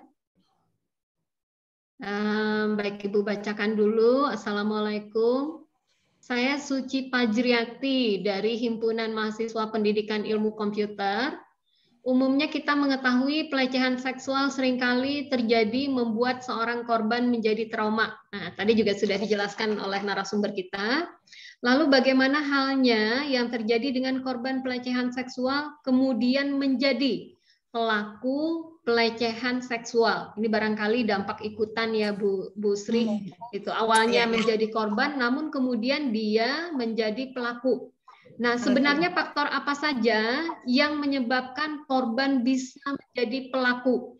Jadi di masa lalu dia mungkin menjadi korban, nah kemudian dia justru menjadi pelaku di kemudian hari. Itu pertanyaan dari Suci. Mungkin dijawab langsung Bu Sri? Boleh ya. Terima kasih atas pertanyaan dari adik ya Suci ya. Biasanya korban, apalagi korban pelecehan seksual. Pelecehan seksual itu kita tahu ya bentukannya seperti apa. Nah, korban biasanya dia takut sekali untuk menyampaikan apa, buat saya ini korban, saya nggak mampu, saya takut. Tapi seiringan waktu, apalagi pelecehan seksual itu pada mulanya dia merasa takut, merasa peristiwa itu tidak nyaman bagi dirinya. Saya nggak mau, tapi saya nggak kayak gimana lagi apa yang harus saya lakukan gitu, pelecehan itu ya. Ada beberapa kasus traumatik seseorang, tetapi traumatik berkelanjutan. Tapi di saat itu ada posisi psikologisnya, dia merasa akhirnya nyaman, aman, dan dia akan mencoba. Pada awalnya dia akan mencoba. Loh, kok enak, ini kayak ini. Pelaku yang ada di berita-berita itu, dia pada awalnya ada korban, sering dilakukan, dan dia akhirnya melakukan dulu karena pada mulanya adalah coba-coba. Aman, terpuaskan, akhirnya dia melakukan kegiatan seperti itu. Memang untuk menyadari, tanda petik ya, menyadari bahwa kamu ini salah. Gitu. Orang kalau sudah merasa nyaman melakukan perilaku seksual yang aneh, yang melakukan pelecehan seksual yang tidak seharusnya dilakukan di masyarakat, tanpa kalau kita tidak sadari bahwa dia merasa, aku melakukan ini aman aja. Waktu aku dulu juga, aku memang merasa sakit sekali dilakukan seperti itu, tapi kalau setelah aku coba, aku merasa nyaman. Biasanya agar ada efek jerahnya pada biasanya korban yang berikutnya harusnya dia melapor ke misalnya ke kepolisian, tunjukkan bukti siapa pelakunya oleh si korban agar dia sadar bahwa apa yang selama ini kamu lakukan itu adalah salah. Kayak apa sih itu kita biar dia tuh tahu loh, dia tuh dulu dia korban sekarang pelaku, yaitu lapor juga ada bentuk bukti, ada saksi, ada bukti yang bisa kita laporkan. Seperti itu mungkin yang ini kan, karena untuk merubah perilaku itu tidak bisa seperti kita memberi telapak tangan, karena perilaku itu diri kita, yang berubah itu ke kita. Apa yang harus saya lakukan adalah kita sendiri.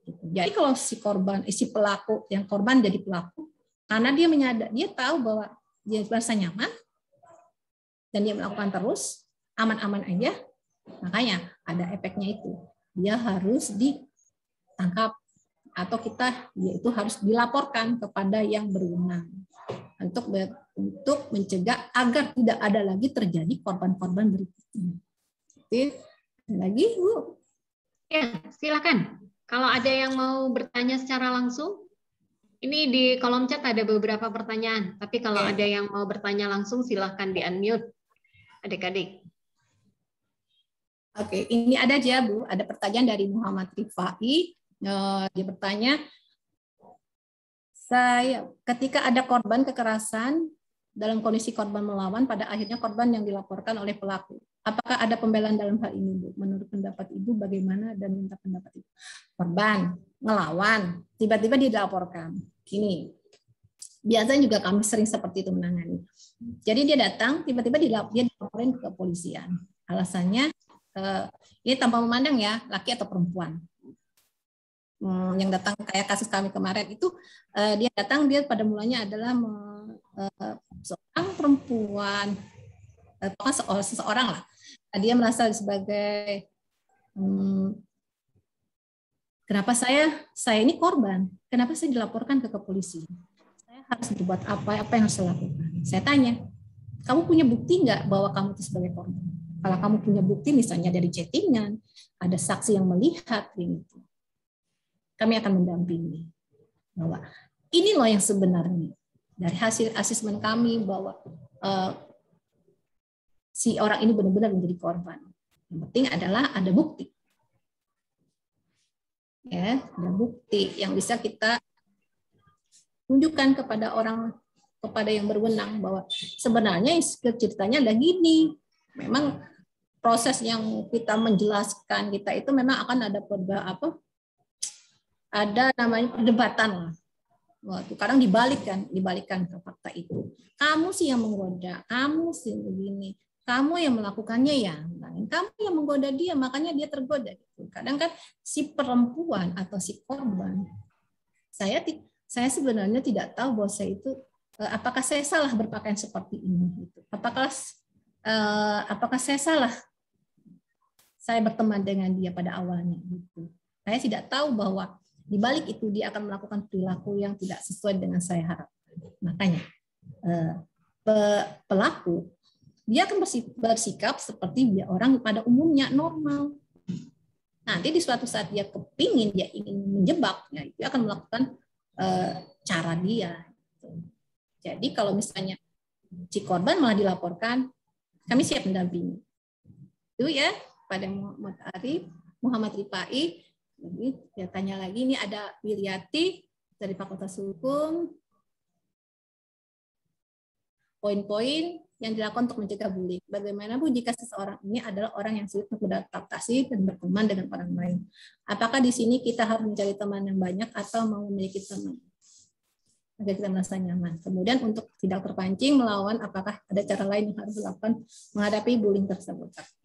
Jadi gini ya, Wiliati, korban bullying. Korban bullying itu ada memang beberapa bukti itu ada, saya sebutkan bahwa menghindari bullying itu banyaklah berteman. Tapi ternyata orang itu punya kepribadian yang introvert, tertutup banget. Oke, nggak apa-apa, nggak masalah. Tapi dia pasti akan punya satu orang teman yang dia percayai. Kecuali orang ini sangat pasrah. Maksudnya di sini tanda petik itu ya sudah dirasa akan dibully orang kayak apa, ditindas orang kayak apa, dia merasakan paling menangis atau bersedih yang berkepanjangan gitu. Jadi maksudnya di sini berbanyak berteman itu, jadi kita sekarang agak open lah. Jangan jadi orang yang tertutup.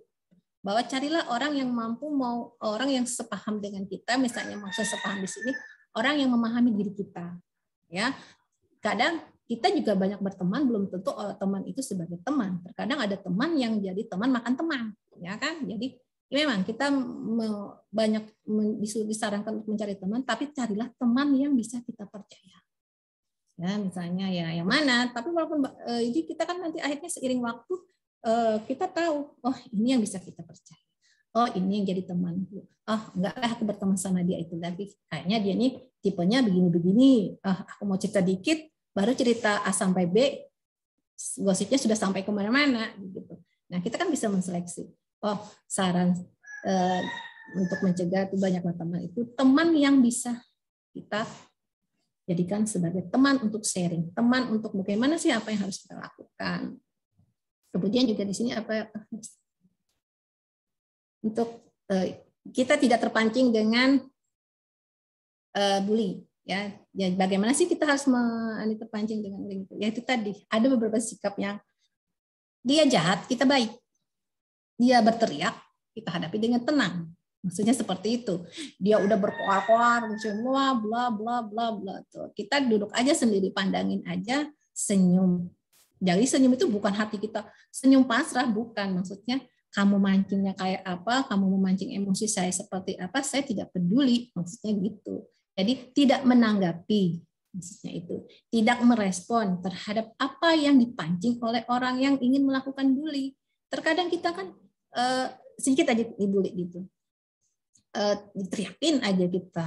Kadang kan misalnya masalah baju, kita berpakaian bukan agak terlalu gimana, tiba-tiba kita jadi wow bla bla bla bla gitu.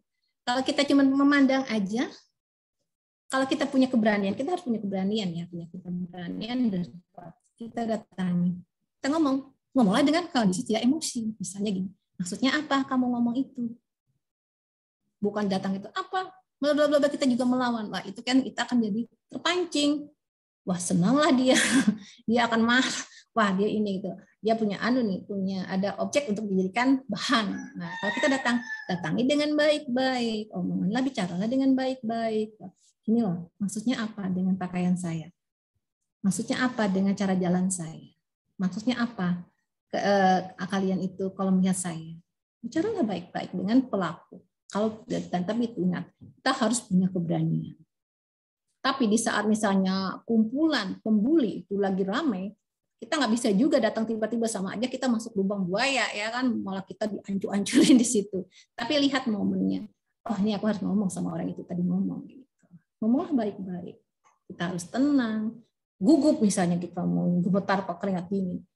Sebelum kita ngomong, tarik nafas, relaksasi sendiri yang tanpa diketahui dia bahwa kita tuh mau ngomong, saya nggak mau diginikan. Saya juga punya prestasi gitu. Mungkin kamu bisa langsung A sampai Z. Mungkin kalau saya A, C dulu, untuk sampai ke Z saya perlu proses. Gitu. Nanti lagi. Oke, mungkin dari Fitria, Bu, dari Prodi Pendidikan Khusus tentang menangani kekerasan seksual pada anak berkebutuhan khusus untuk mengantisipasinya. Antisipasi anak yang berkebutuhan khusus. Ya, stigma masyarakat masih ya, Bu ya. Melindungi anak berkebutuhan khusus ya, agar tidak terjadi kekerasan seksual. Ya, anak dengan kebutuhan khusus itu memang dia kan, kita tahu bahwa dia tidak mampu melakukan sesuai dengan orang yang normal. Cara kita melakukan bahwa dia jangan sampai terjadi kekerasan seksual itu. Pertama, ajarkan dia, jika orang menyentuh tubuhmu, misalnya pada perempuan, Bu ya, adik-adik ya, kita sebagai guru atau pendamping, kita ajarkan, kita berikan informasi gitu. Jika seseorang, kamu misalnya jalan mau berangkat sekolah karena kondisi fisik seperti ini, ada kan orang yang kitanya ini pura-pura membantu, padahal dia nggak membantu, padahal dia kesempatan untuk kadang untuk melakukan pelecehan. Nah, ajarkan dia bahwa kamu harus waspada. Lihat siapa yang menolong kamu. Kalau orang asing, orang yang tidak dikenal, jangan kamu percaya. Kemudian juga jika mengalami tindakan pelecehan atau tindak kekerasan seksual, segera lapor. Memang karena mereka dengan kebutuhan khusus juga dia ingin hidup seperti orang yang umumnya kan. Ya, paling tidak kita memberikan informasi kepada dia. Ini loh yang harus dilakukan. Kamu lihat orang itu benar nolong enggak? Jika kamu berduaan, kamu sudah kondisi fisik kamu yang lemah, kamu berduaan, kamu punya keahlian. Misalnya alat mereka dengan kebutuhan khusus, misalnya dengan alat bantu, krok misalnya, itu bisa sebagai alat dia untuk menjaga dirinya di saat dia terjepit. Jadi jangan terima pertolongan orang di saat kita memang sangat membutuhkan, tetapi itu di balik itu ada sesuatu yang kita sudah tahu orang ini punya gelagat, jadi kita waspada.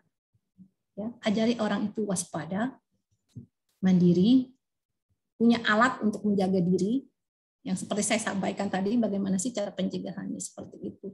Kalau untuk misalnya dia sendirian di tempat umum, paling tidak dia berada di zona yang nyaman. Itu mungkin saya sampaikan. Masih dari Fitri tadi Bu, ini tentang temannya, ya, orang yang menerima kekerasan seksual oleh pacarnya karena takut ditinggalkan oleh pasangannya atau ada hal yang dipegang pasangannya tersebut yang membuat takut pacarnya menyebarkannya. Nah, bagaimana cara memberitahu teman bahwa hal tersebut sudah kelewatan dan berbahaya untuknya? Ya, itu sering terjadi saat ini. Di zaman sekarang ini, karena ibarat kata orang zaman sekarang apa itu? Bucin, atau dia cinta banget sama laki-laki atau pada pasangannya. Terkadang juga dia sangat-sangat mencintai terhadap pasangannya. Itu juga ibaratnya itu udah sangat, ya udahlah, bulanku, engkau bintangku, matahari bagi seorang perempuan mungkin ya. Tetapi di balik kita tahu bahwa perilaku orang ini kan ada yang melakukan perilaku yang tidak baik pada kita. Misalnya dia melakukan kekerasan seksual. Nah, kita ingatkan, sekali dia melakukan misalnya, kita jangan langsung iya aja, pasrah aja. Jangan pernah kita menerima karena cinta terhadap kekerasan seksual. Jika dia melakukan pelecehan saja, laporkan.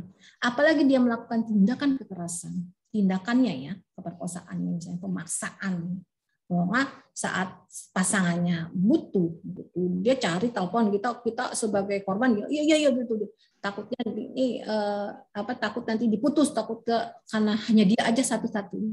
Jangan takut, kita berani menolak. Jika dia mengancam, fotomu aku sebarkan. Kita punya data, kita berani. Jangan lemah di saat kita memang sedang keadaan tertekan. Laporkan saja. Dan ada bukti. Misalnya dia juga mengancam akan, misalnya ada beberapa kasus di tempat kami ya, misalnya dia berpacaran terlalu dalam, terlalu jauh, tiba-tiba dibuang aja gitu, atau ada juga yang dia sebagai alat media untuk pemuasnya orang laki-laki gitu.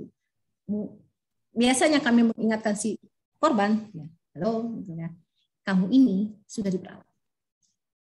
Itu pelaku. Dia maunya carinya apa? Gratis. Dia tidak mencintai kamu. Kalau dia benar-benar mencintai kamu, dia akan sangat menghargai dirimu. Dia akan melindungi dirimu. Kalau dia melakukan pengancaman, misalnya kamu tidak melayani dia atau kamu tidak nurut dengan dia, tidak akan mengekspos misalnya video, foto di medsos atau kepada grup-grup teman-teman biar kamu malu. Berarti kan tidak kita tahu bahwa laki-laki itu atau sepelaku ini orang yang benar-benar tidak mencintai, tidak ingin menyayangi kita, tidak melindungi kita. Untuk apa dipertahankan? Laporkan saja ke pihak yang berwenang. Takut, datanglah ke UPT PPK.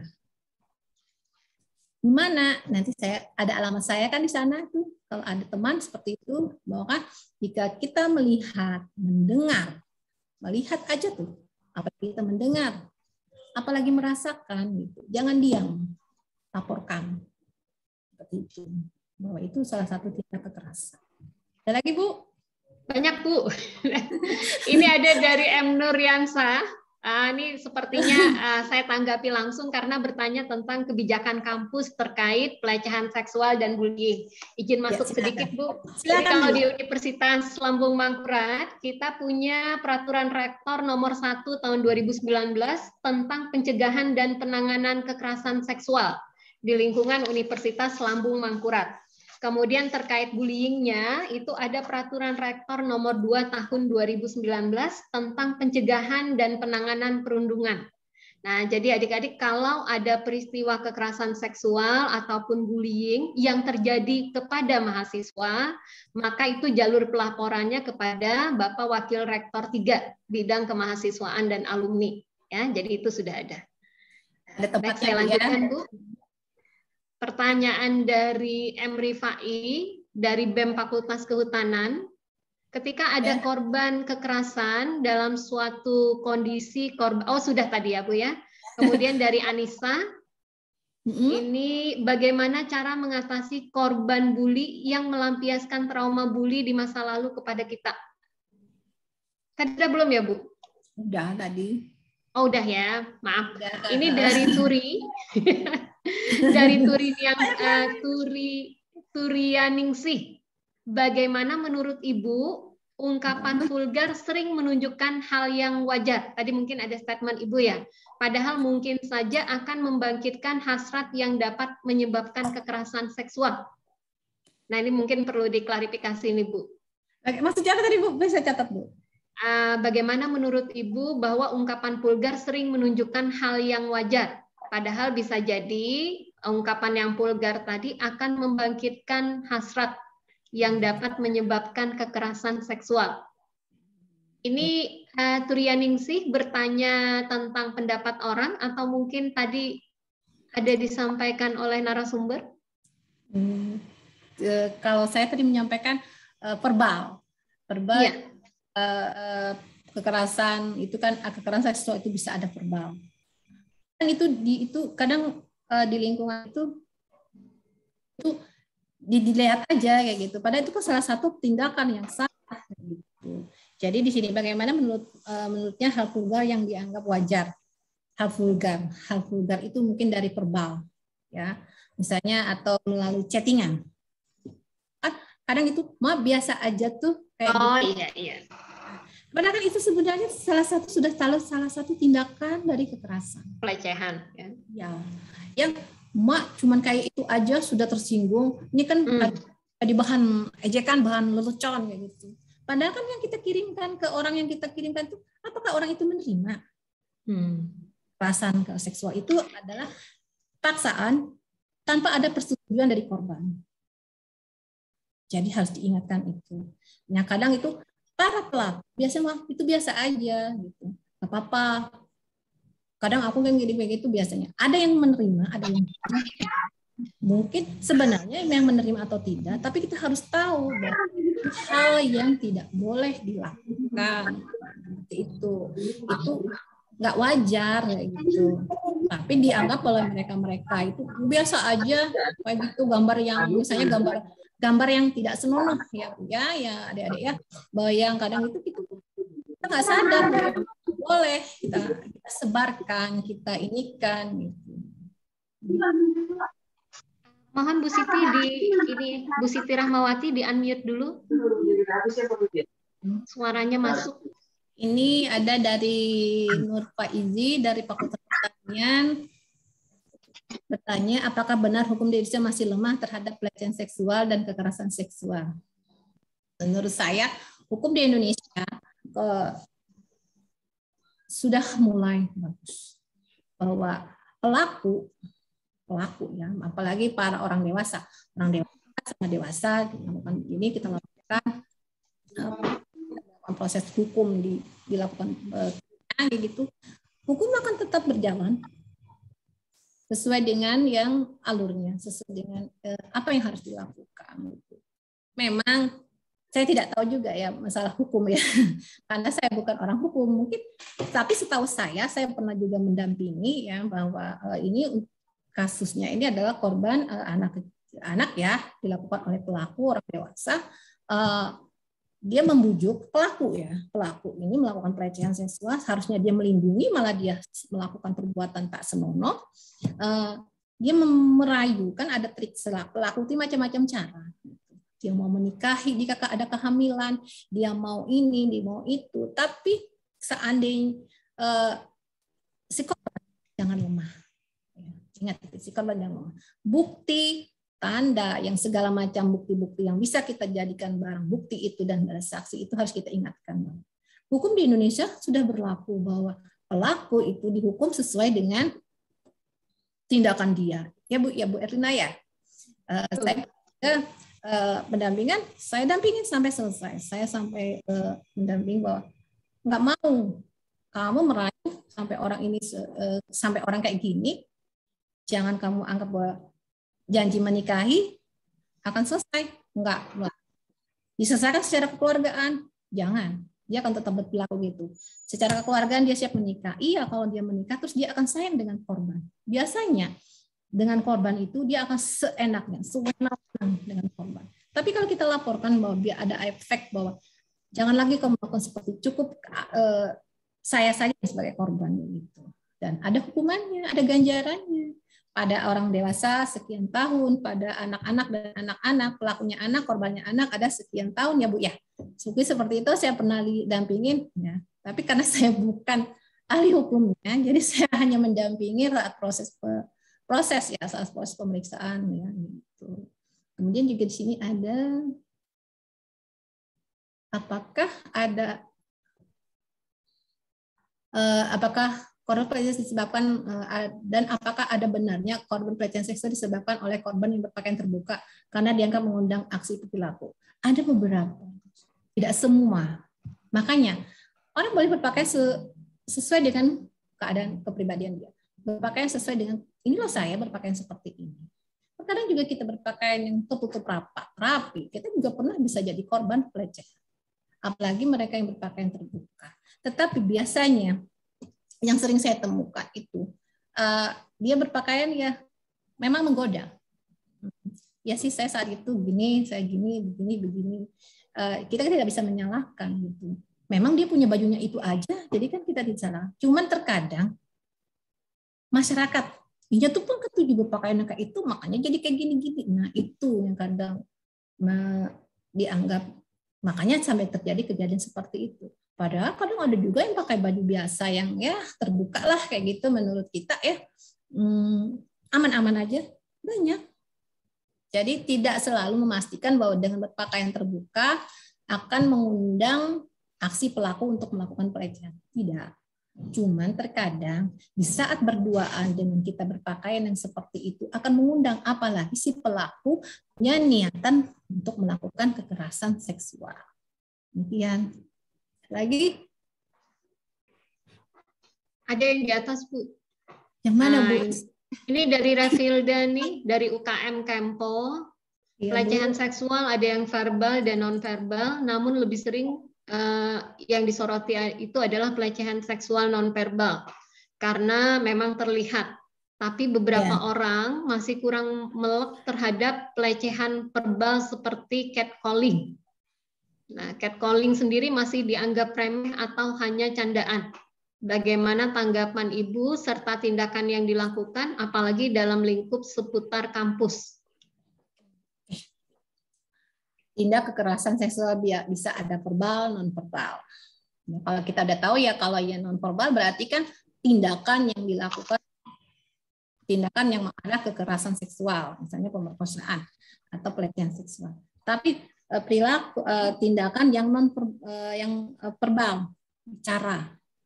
Yang kadang kita tidak menyadari bahwa itu salah satu bahasa yang kadang itu yang menghina sebenarnya kepada seorang perempuan kayak gitu. Apalagi misalnya itu kan bahasa catcalling aja, panggilan aja gitu. Iya kalau situasi itu orang itu menerima. Atau situasi seperti itu kita memang kontennya memang untuk bercanda, ya kan nggak apa-apa.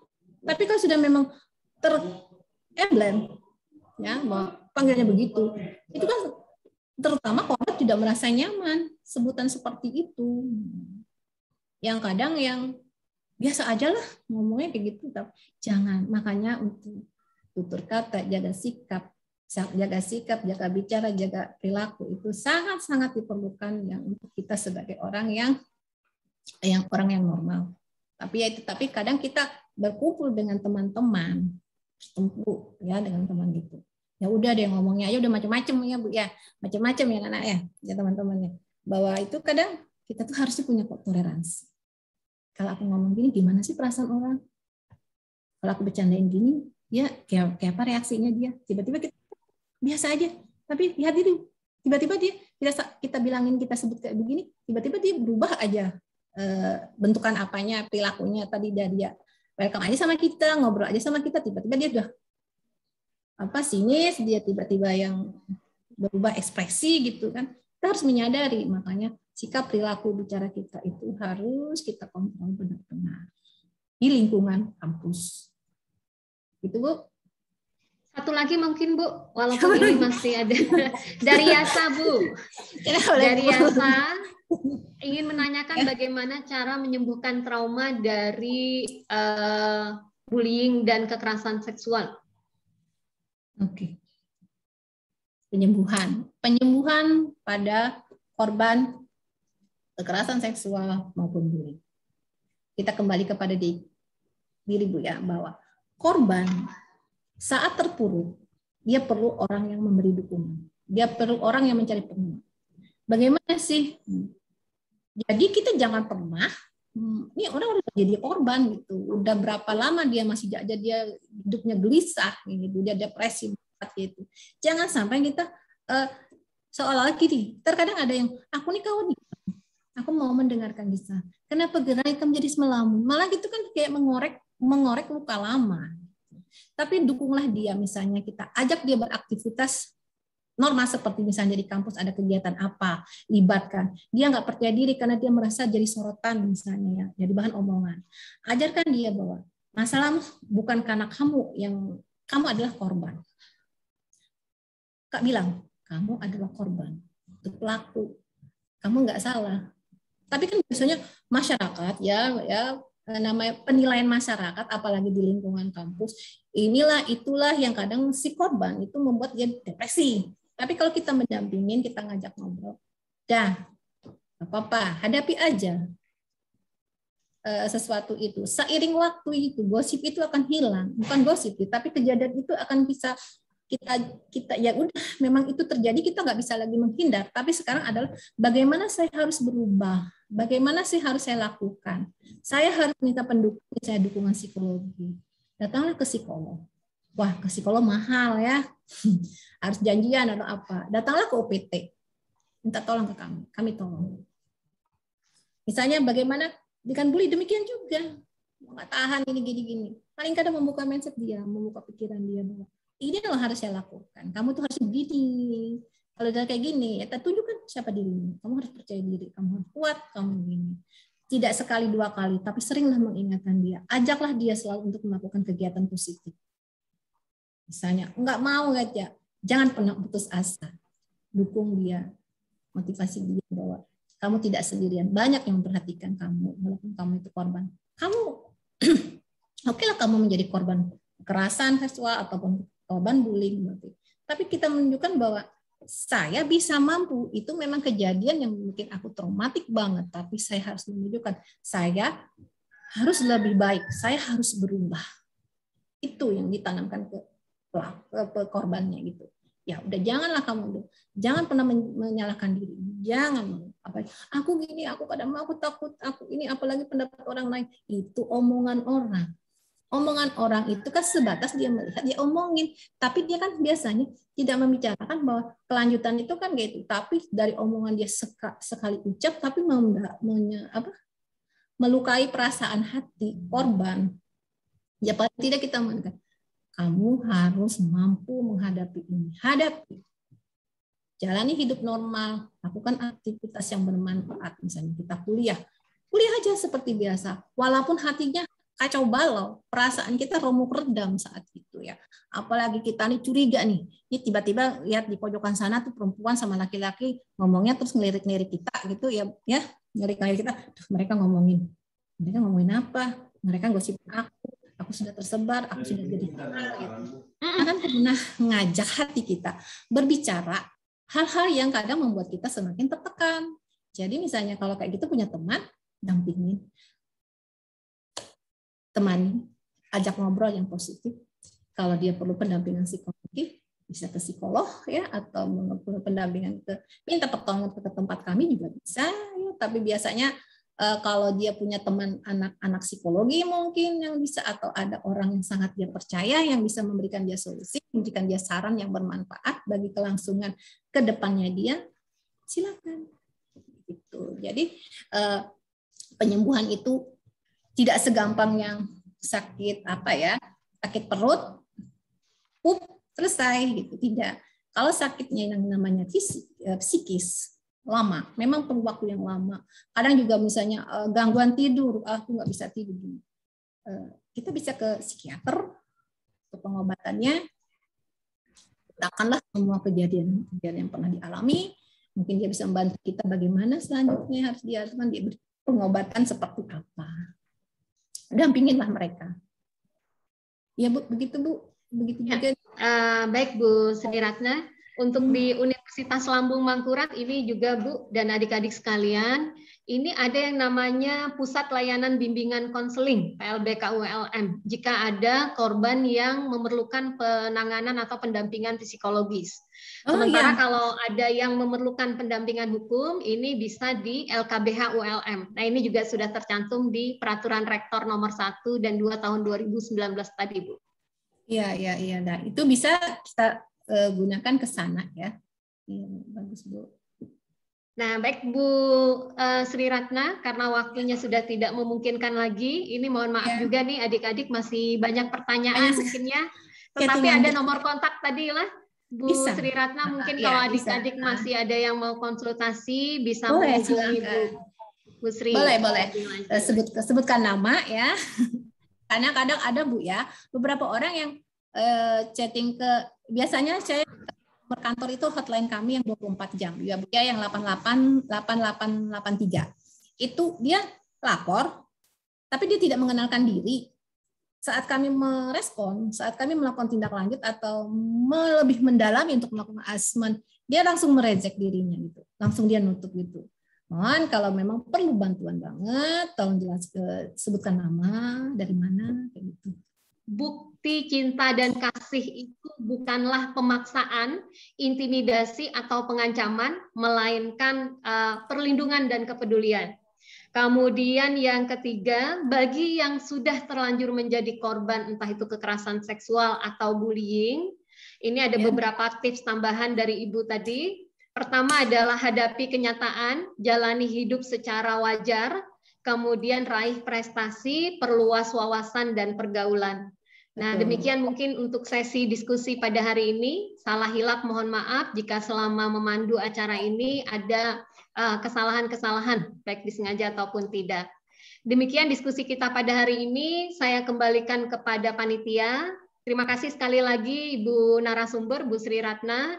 Billahi taufiq wal hidayah. Assalamualaikum warahmatullahi wabarakatuh.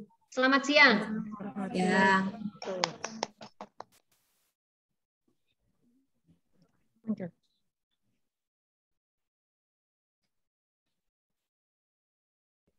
Demikian telah kita simak dan ikuti bersama pemaparan materi yang telah disampaikan oleh Ibu Sri Ratna Marlini SPSI MM.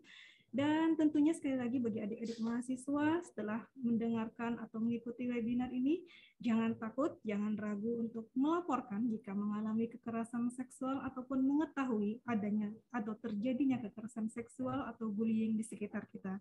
Semoga ilmu yang kita dapat hari ini memberikan pengetahuan baru yang bermanfaat untuk kehidupan kita di masa depan. Sekali lagi kami ucapkan terima kasih yang sebesar-besarnya kepada Ibu Sri Ratna Marlini, SPSI MM, atas materi yang diberikan, dan juga kepada Ibu Dr. Hajah Erlina SHMH yang telah memandu acara sebagai moderator pada kegiatan webinar hari ini. Terima kasih kami ucapkan kepada adik-adik mahasiswa yang telah berpartisipasi pada sampai dengan siang hari ini. Saya atas nama panitia memohon maaf apabila terdapat kesalahan ataupun kekurangan dalam pelaksanaan acara webinar hari ini. Terima kasih atas segala perhatiannya. Saya akhiri dengan ucapan wabillahi taufiq wal hidayah. Wassalamualaikum warahmatullahi wabarakatuh. Terima kasih Ibu Ratna, Ibu Erlina. Sama Bu. Nanti lanjut WA Ibu. Siap, ditunggu. Terima kasih adik-adik semua. Terima kasih absensinya, jangan lupa diisi presensinya.